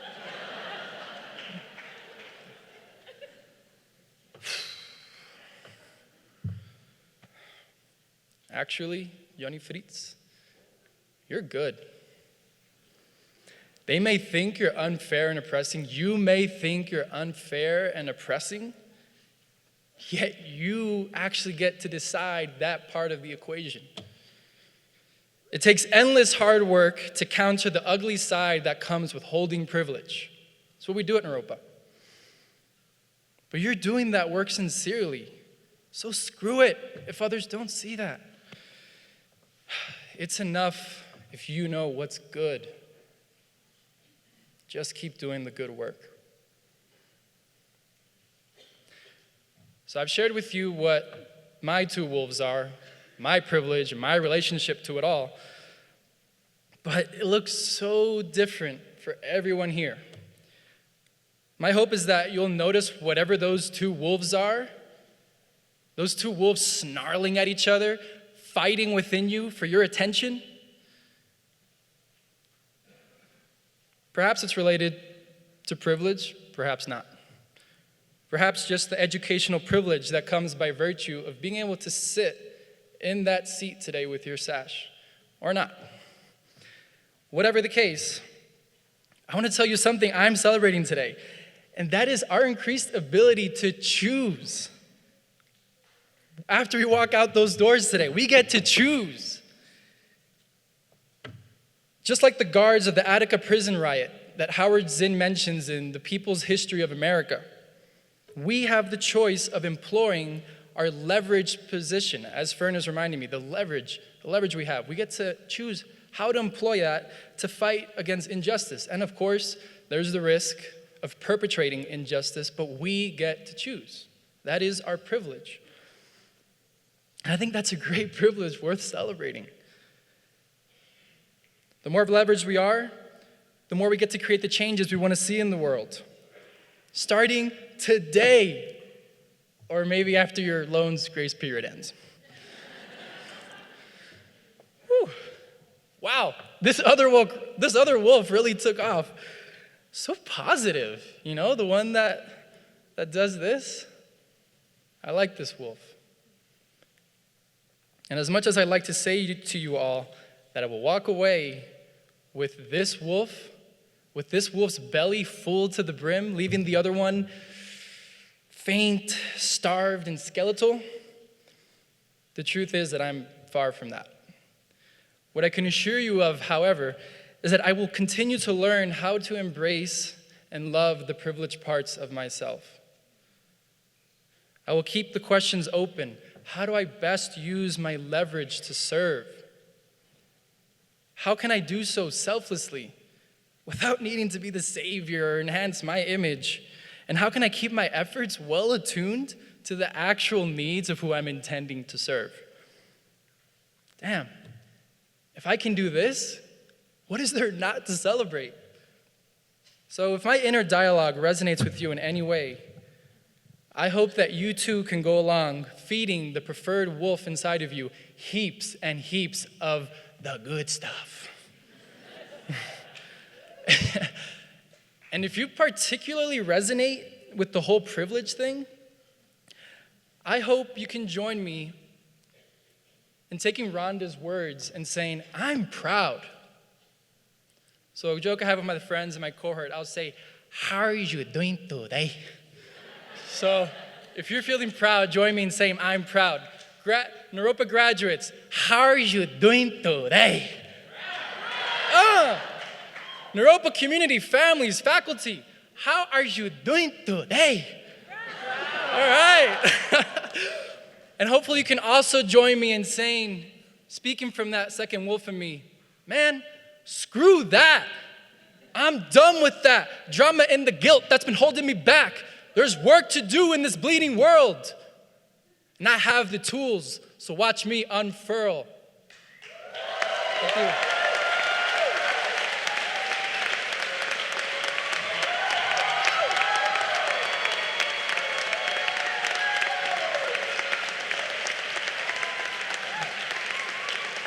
Thank you, Fritz.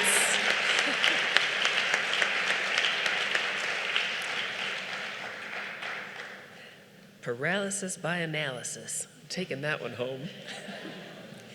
I now extend welcome to Regina Smith, who will present the student awards.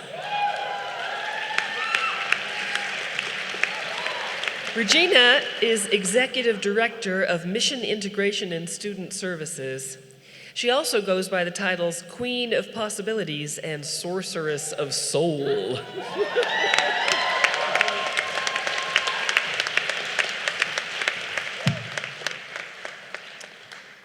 Greetings, beloveds. It is my honor and privilege to be able to tell you about some awards that were given out this year and to present the Priscilla Inkpen Award. On April 26, 20 awards in 17 categories were presented at the 2019 Student Engagement Awards celebration. And while all 20 award recipients have already received their kudos, I'd like to take a moment here to acknowledge the recipients of two particularly prestigious awards. The Faculty Involvement Award is for a faculty member who has significantly helped bridge the gap between learning inside and outside of the classroom by encouraging and supporting student participation in co-curricular activities and leadership roles. Also, please hold your applause till all the awards have been given out. And this year's recipient was Banu Kapil, who's over there. The Outstanding Student Leader of the Year Award is for undergraduates and graduate students who have made sacrifices in order to improve an aspect of campus life, have taken a courageous stand on a campus or societal issue and offered creative solutions, who inspired and motivated others to become engaged in campus life, and who have demonstrated genuine care for others by encouraging diverse viewpoints and multiple perspectives. This year's undergraduate recipients were Connor Halikula and Jennifer Fern Deininger, who's over there, and the graduate recipient was Robin Bruce. And now for the Priscilla Inkpen Awards. When you hear your name as the recipient of the award, if you would just stand, and then Jamie will bring over the actual award. So this award honors Priscilla Inkpen, who was the former Associate Dean in Student Affairs and faculty at Naropa University, and who passed away in March 2009.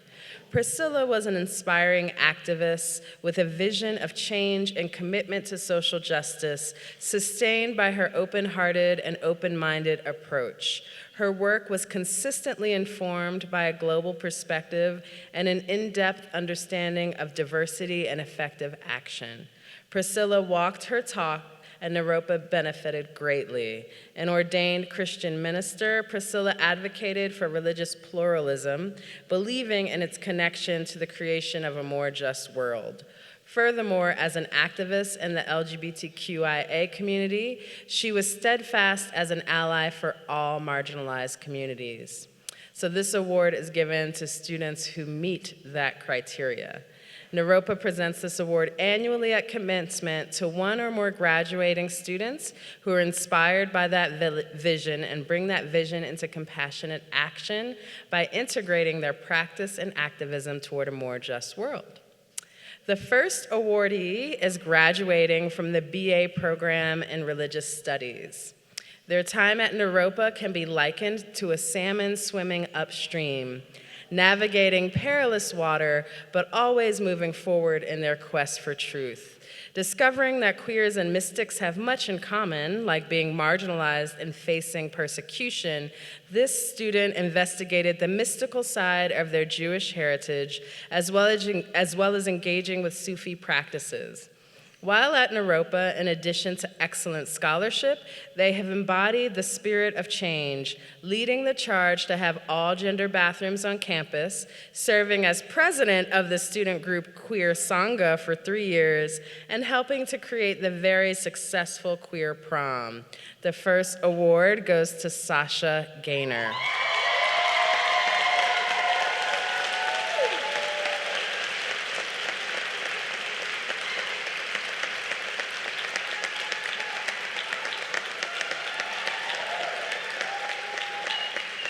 The second award goes to a graduating student of the Wilderness Therapy Masters of Counseling. She is a passionate singer in a local band, and her enthusiasm is contagious. She has brought her love for people and advocacy to her roles in service as a counselor in training with the Naropa Student Counseling Center and her work study with the Office of Accessibility. Her humor, sorry, just seeing her reaction. Her humor, bravery, and willingness to listen, understand, validate, and advocate on behalf of those with marginalized identities is admirable. The second awardee is Amanda Lachlan. Please stand. Congratulations to both of you.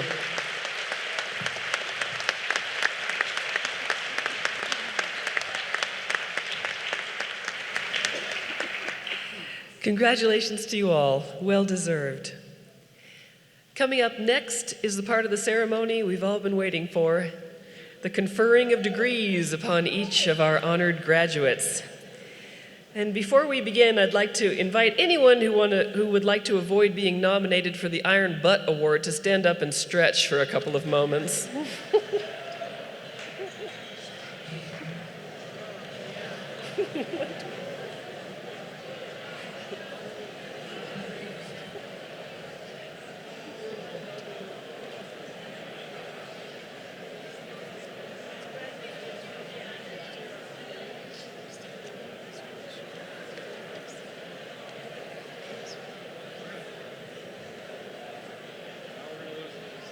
Nope. No, we're not. We're good. It's a moment to stretch.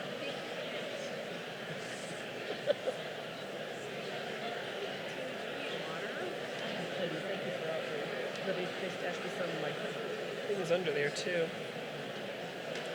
you want to just stand there? You figure it out. Yep. Go get him, Tiger. All right.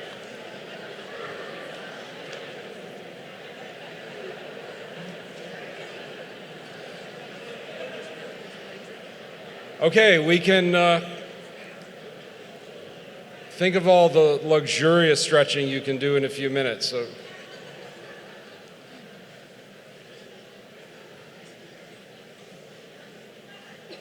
And at the risk of tricking you, can I say, would the master's degree students please stand?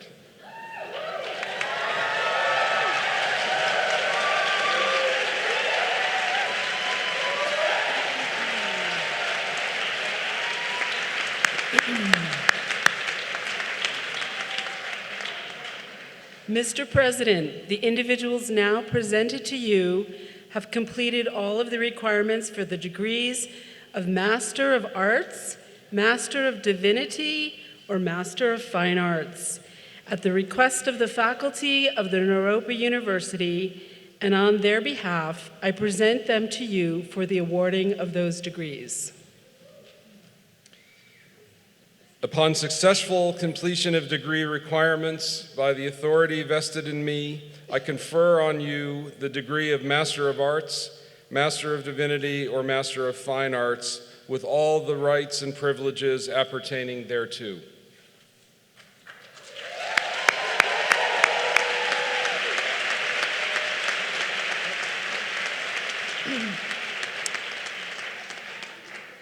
I'd like to invite Dr. Phil Stanley, core faculty of Wisdom Traditions, to announce the names of the master's students.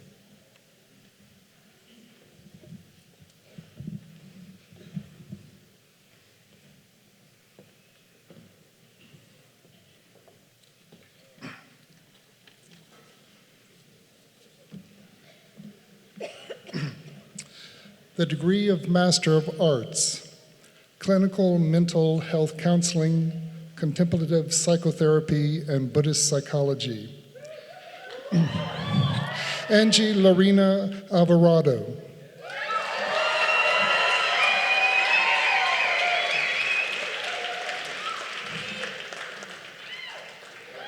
Steve James Big Boy. Matthew Bynum.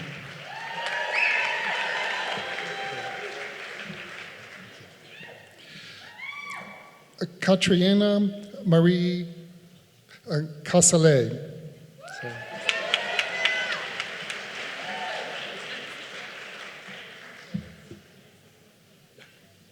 Anna Sofia Carrari. Emily Sophia Force. Arissa Kimberly Guerrero.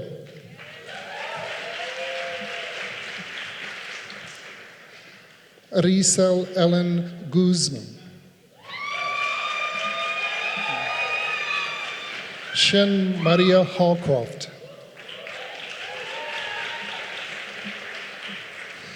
Mariah Carlin. Brian Kim. Jeffrey David Lang.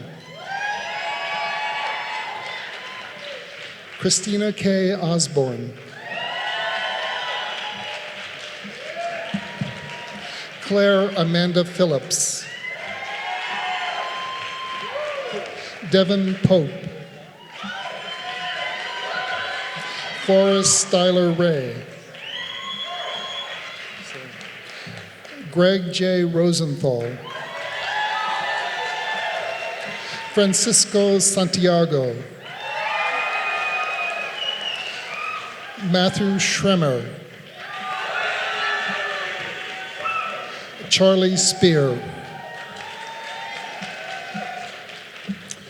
Lauren Eve Tuhada, sorry.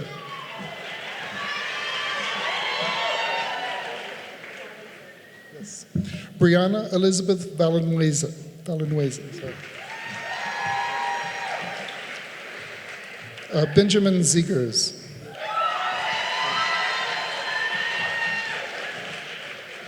Concentration and mindfulness-based transpersonal counseling, Melissa Raylan Bell. Erica Joy. December L. Bridle. Lauren R. Bohosa.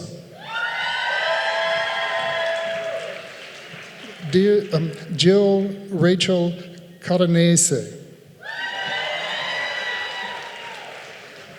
Brianna Carosio. Rachel Christine Cheadle Seeley.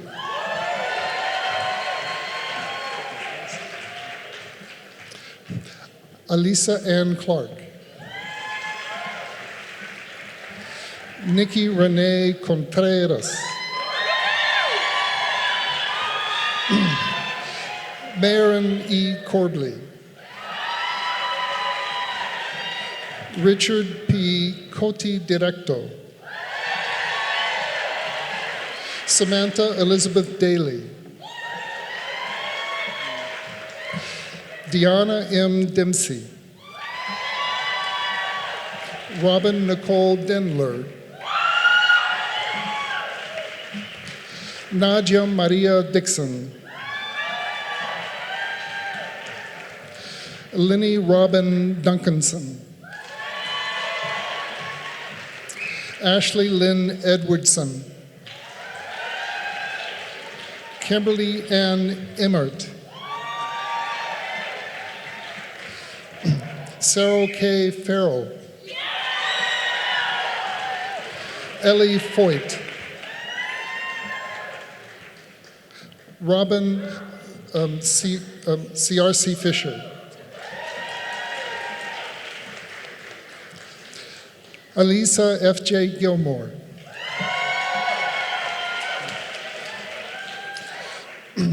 Johanna Braun Gruby. Madi Kinsley. Jennifer Catherine Kobalak. Michelle Laborde. Christine Ray Malia. Terry Ann Stillwell Masotti. Billy Ray McCauley. Karina R. Mink. Julia Rose Messing. Erin Margaret Miller. Maya D. Knott. Ren Neufeld. Kate Old. Gregory H.D. Oremland. Michelle Ann Panek. Exxon Pumapot.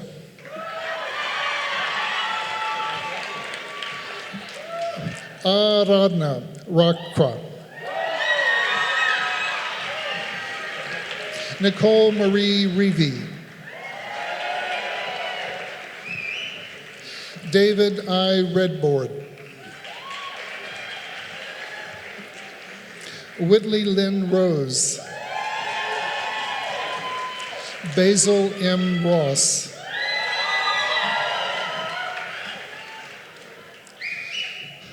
Marina Ross. Gabrielle Schneider. Melissa Adeline Sladen. Kevin R. Snow. Madeline Stein.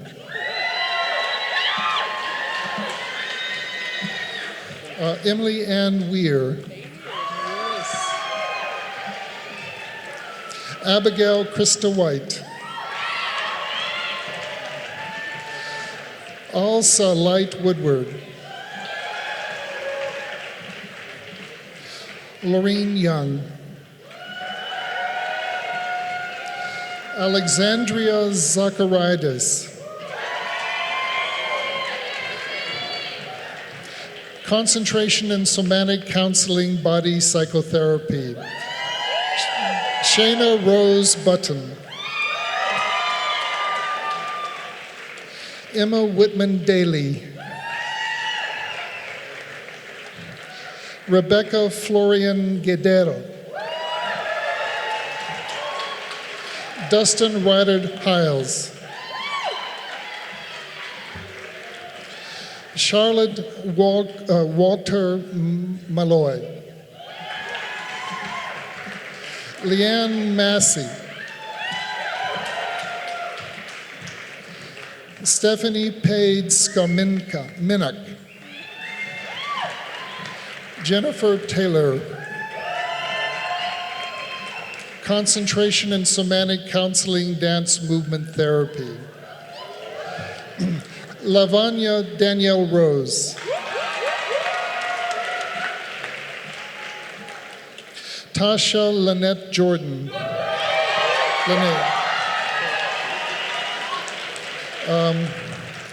Anevu Nap.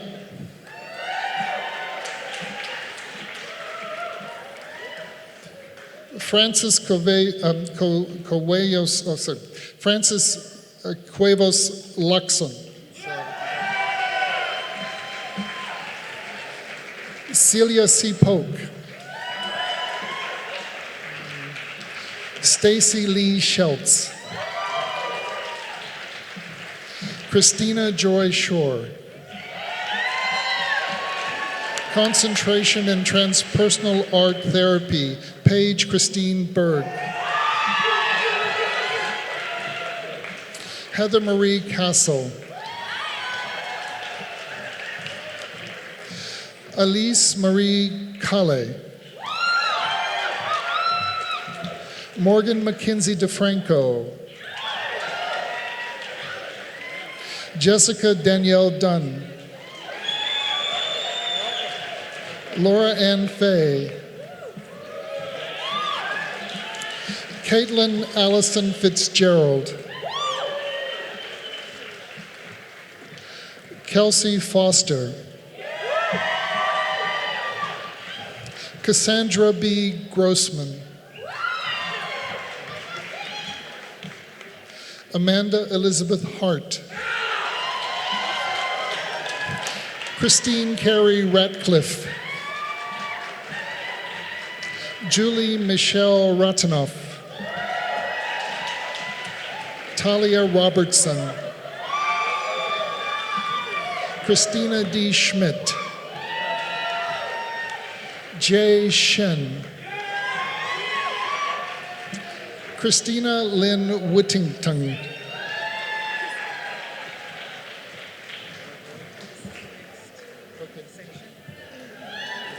concentration in transpersonal wilderness therapy.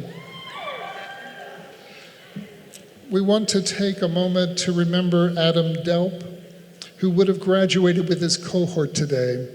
He is missed.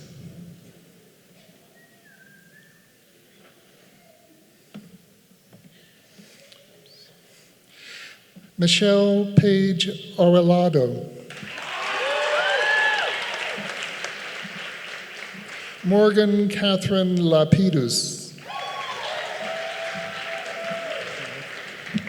Nicholas N. Linderking Brill,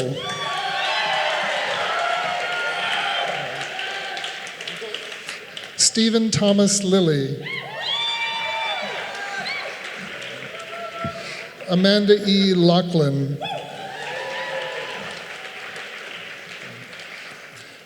Jenny McDermott,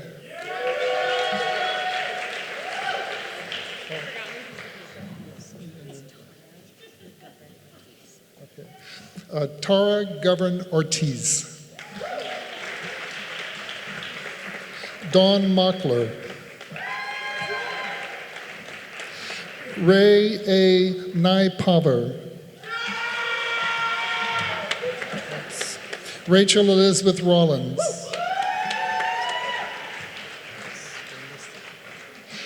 John Fritz Ryuan Schmidt,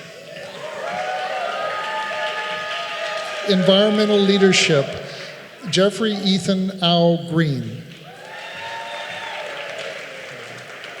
Religious Studies, Concentration in Contemplative Religions, Timothy Gerkink,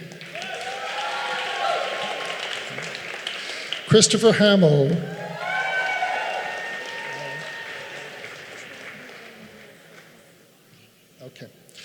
concentration in Indo-Tibetan Buddhism. Troy Tehran McCall is not walking today, but Ashley Olivia Smith. Congrats.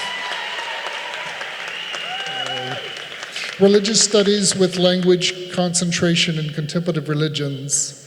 Keenan Patrick Smith Zichterman. Resilient Leadership, Concentration in Climate Justice track, Teresa Church. Amy Elizabeth Wilson. Transpersonal Ecopsychology, Elizabeth Baez. Stephen Paul Coconor. Karen N. Delahunty. Melissa Nicole De Giulio, sorry. Chris Faraci. Todd McIntyre. Caddis Page McKay.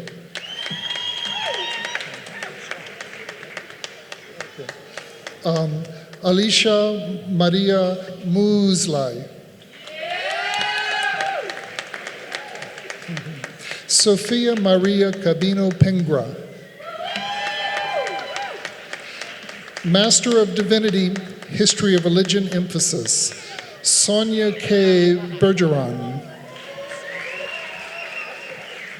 Neil Gregory Malagon. Jody F. Mayer. Hi. Sadashiva Schroeder. Tibetan Tradition Emphasis, Michael C. Schneewise.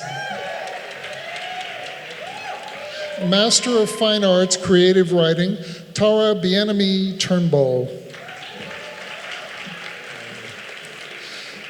Gabrielle Zenzela Le Hickson Dawkins. Ashley Lyons. Angela M. Muir. Amanda Palino. Kaylee Radeball. Creating Writing and Poetics. Andrew Peter Dean. Corinne Jennifer Deckers. Natalie Rose Earnhardt. Emma Jane Gomez. Samantha K. Moore. Travis Newbill. Theater, Contemporary Performance. Ryan Allen Ferguson. Sadie Midori Isaacs.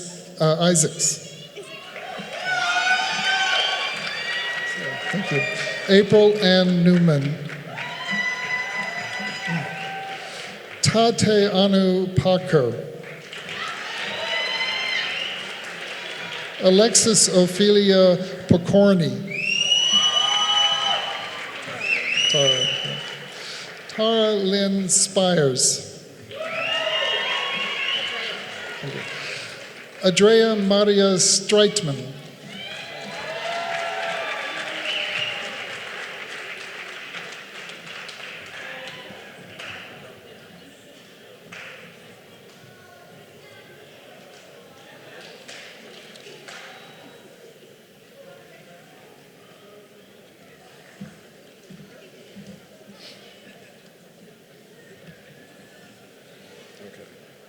Would the bachelor degree candidates please rise?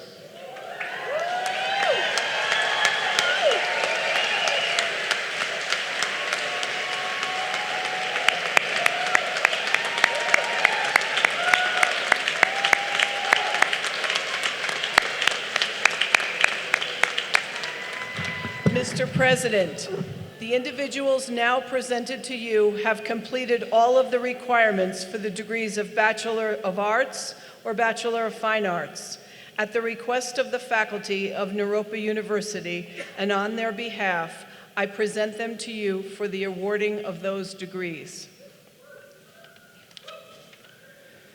Upon successful completion of degree requirements by the authority vested in me, I confer on you the degree of Bachelor of Arts or Bachelor of Fine Arts with all of the rights and privileges appertaining thereto. Please be seated.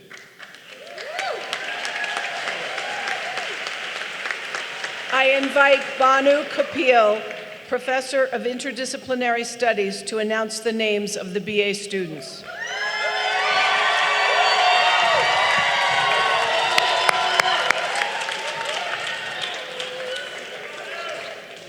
I'm so excited.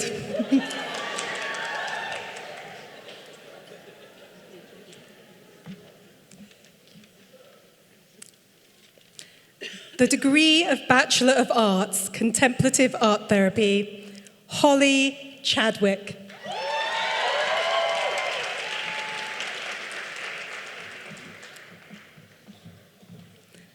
Nuria Indra Contreras.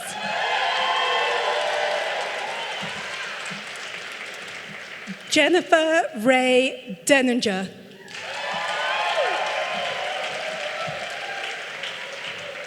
Natalie Marquet.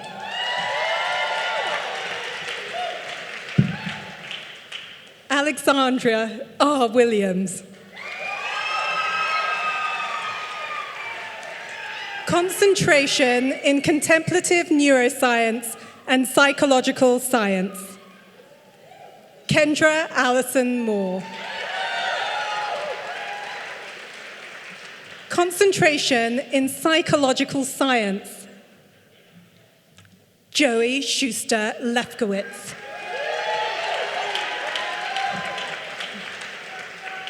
Rice Jamie Thompson. Concentration in health and healing psychology. Sarah Hancocks. Siri Radha Kalsa.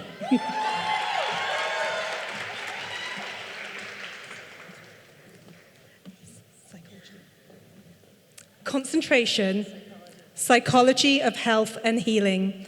Emily D. Risner.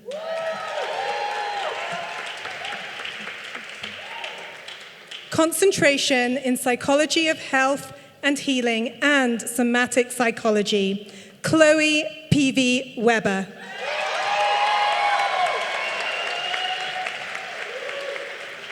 Concentration in Somatic Psychology. Nayani Abrantes Teixeira.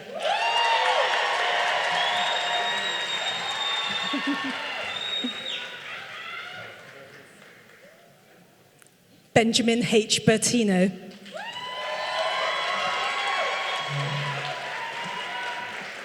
Hello. Concentration in Somatic Psychology and Transpersonal and Humanistic Psychology. Denise Manzano de la Campa.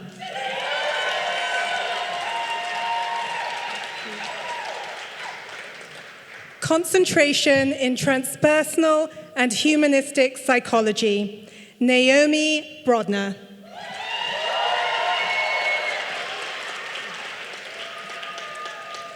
Alex Clayton Green.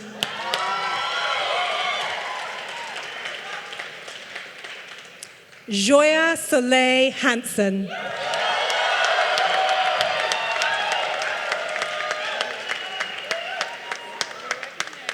Sonny Naranjo.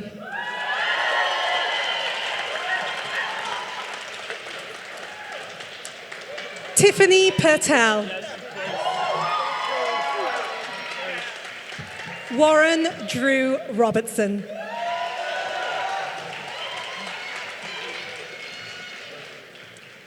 Concentration in Somatic Psychology and Yoga Teacher Training. Corey Michael Spain.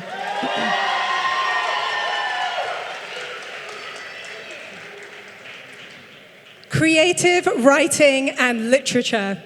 Samuel Jasper Cliff.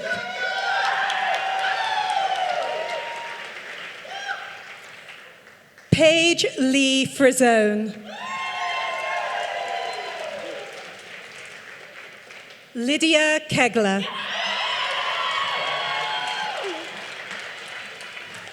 Erica Holland Lights.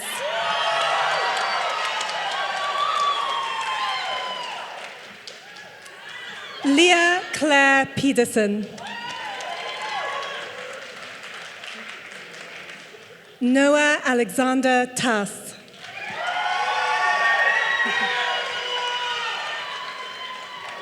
Creative Writing and Literature and Yoga Studies. Trehan Olmsted Andrea O'Grady. Early Childhood Education, Rose K. Cowan.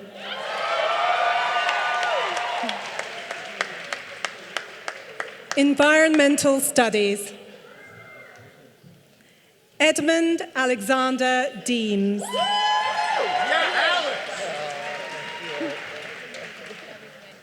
Jacob Eli Goldberg.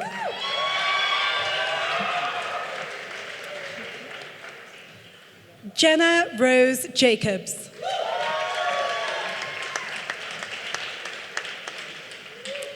Jessica L. Miskovsky. Mike Pomerantz.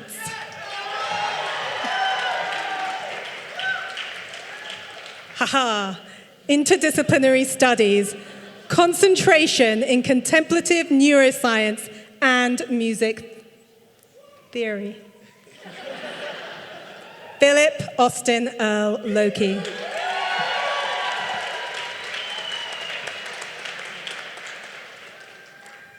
Interdisciplinary Studies, concentration in contemplative psychology and religious studies, Don Ranit Laristo.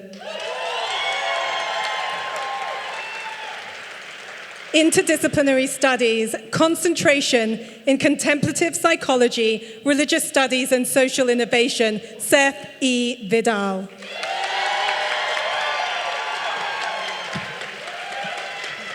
Interdisciplinary Studies, concentration in contemplative psychology, performing arts, and religious studies, Jocelyn Janon Morris.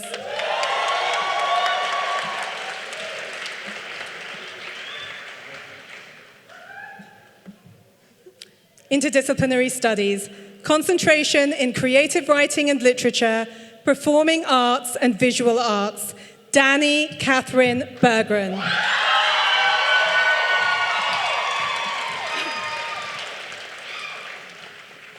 Interdisciplinary Studies, concentration in environmental studies and religious studies, Hannah K. L. Williams.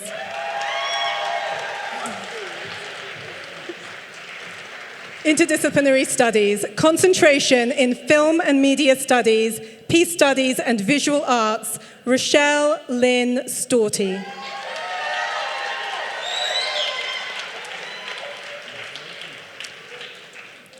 Music, Curry Larkin Barron.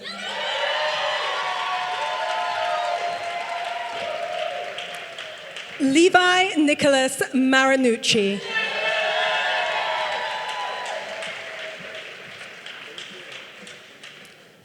B. Wolf.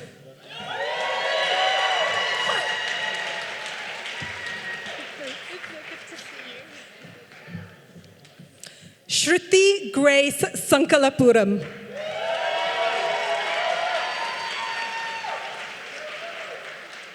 Darshini Margaret Elizabeth Stark.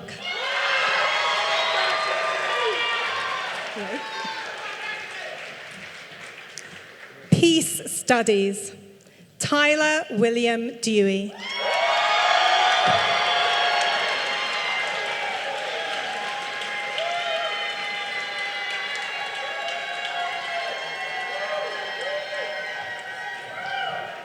Monica Alana Di Cesare.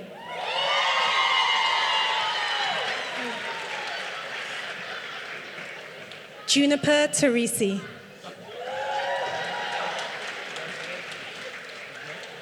Hannah Wheatcroft.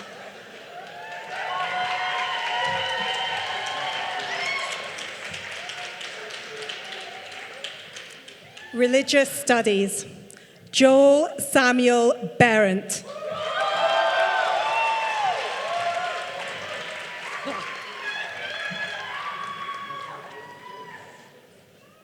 Sasha Gaynor.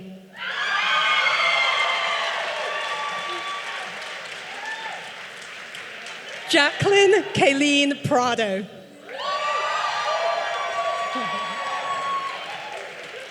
Samuel Roseland.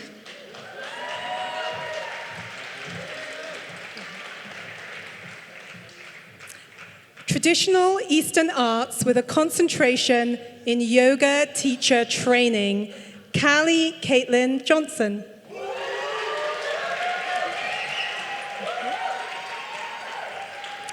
Emile Tristan Mars. Joshua Vang.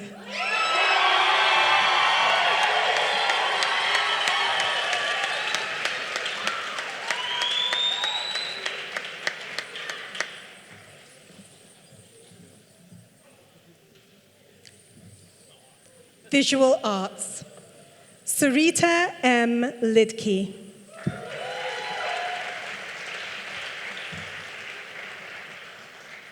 Sophia Bloomer Pilmenstein. Jordan Anthony Yates.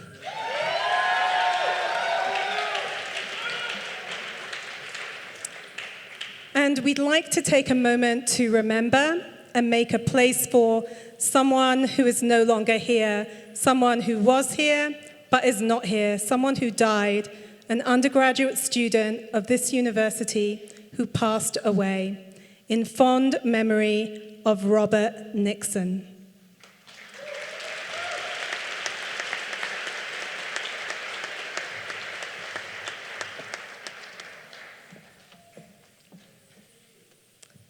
Yoga studies. Deirdre Denise McAlpine.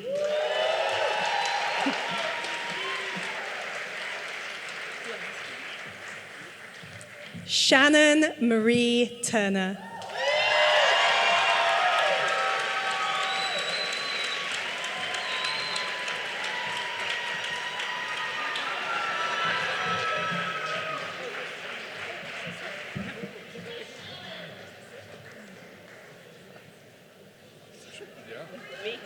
You.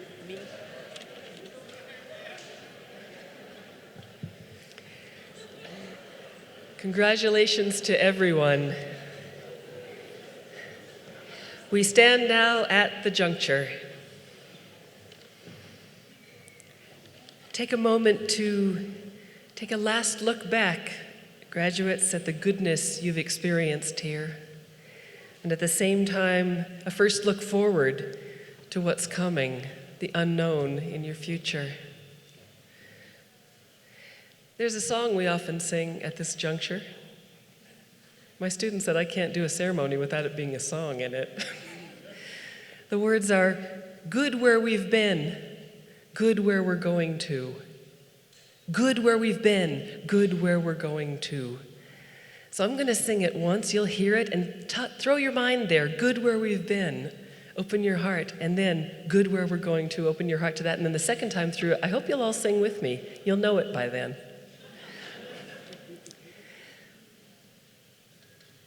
In honor of my students and you all. Good where we've been, good where we're going to. Good where we've been, good where we're going to. Good where we've been, good where we're going to. Good where we've been, good where we're going to. Hard word, second verse. Hey ya, hey ya, hey ya, hey ya, hey ya. That's it, come on. Hey ya, hey ya, hey ya, hey ya, hey ya. Hey ya, hey ya, hey ya, hey ya, hey ya. Hey ya, hey ya, hey ya, hey ya, hey ya. One more. Good where we've been, good where we're going to. Good where we've been, good where we're going to. Good where we've been, good where we're going to. Good where we've been, good where we're going to. Hey ya, hey ya, hey ya, hey ya, hey ya. Hey ya, hey ya, hey ya, hey ya, hey ya. Hey ya, hey ya, hey ya, hey ya, hey ya. Hey ya, hey ya, hey ya, hey ya, hey ya. Thank you for conspiring together. This has been a beautiful ceremony. Thank you, every one of you, so much for being part of it. In a moment, President Leaf will close it in our traditional Naropa way. Please remain seated until the dignitaries leave the stage with the flags, and then follow them out one row at a time. And then afterward, please join us for a festive reception immediately following at the Nalanda Event Center, which is on the Nalanda campus east of the main campus on Arapahoe Avenue, across 63rd, 6287 Arapahoe Avenue. May your journeys forward be full of beauty.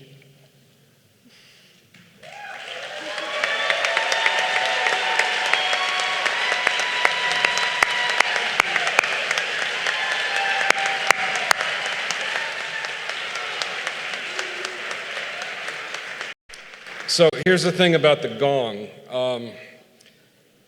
It will haunt you for the rest of your lives. So listen particularly carefully for the sound.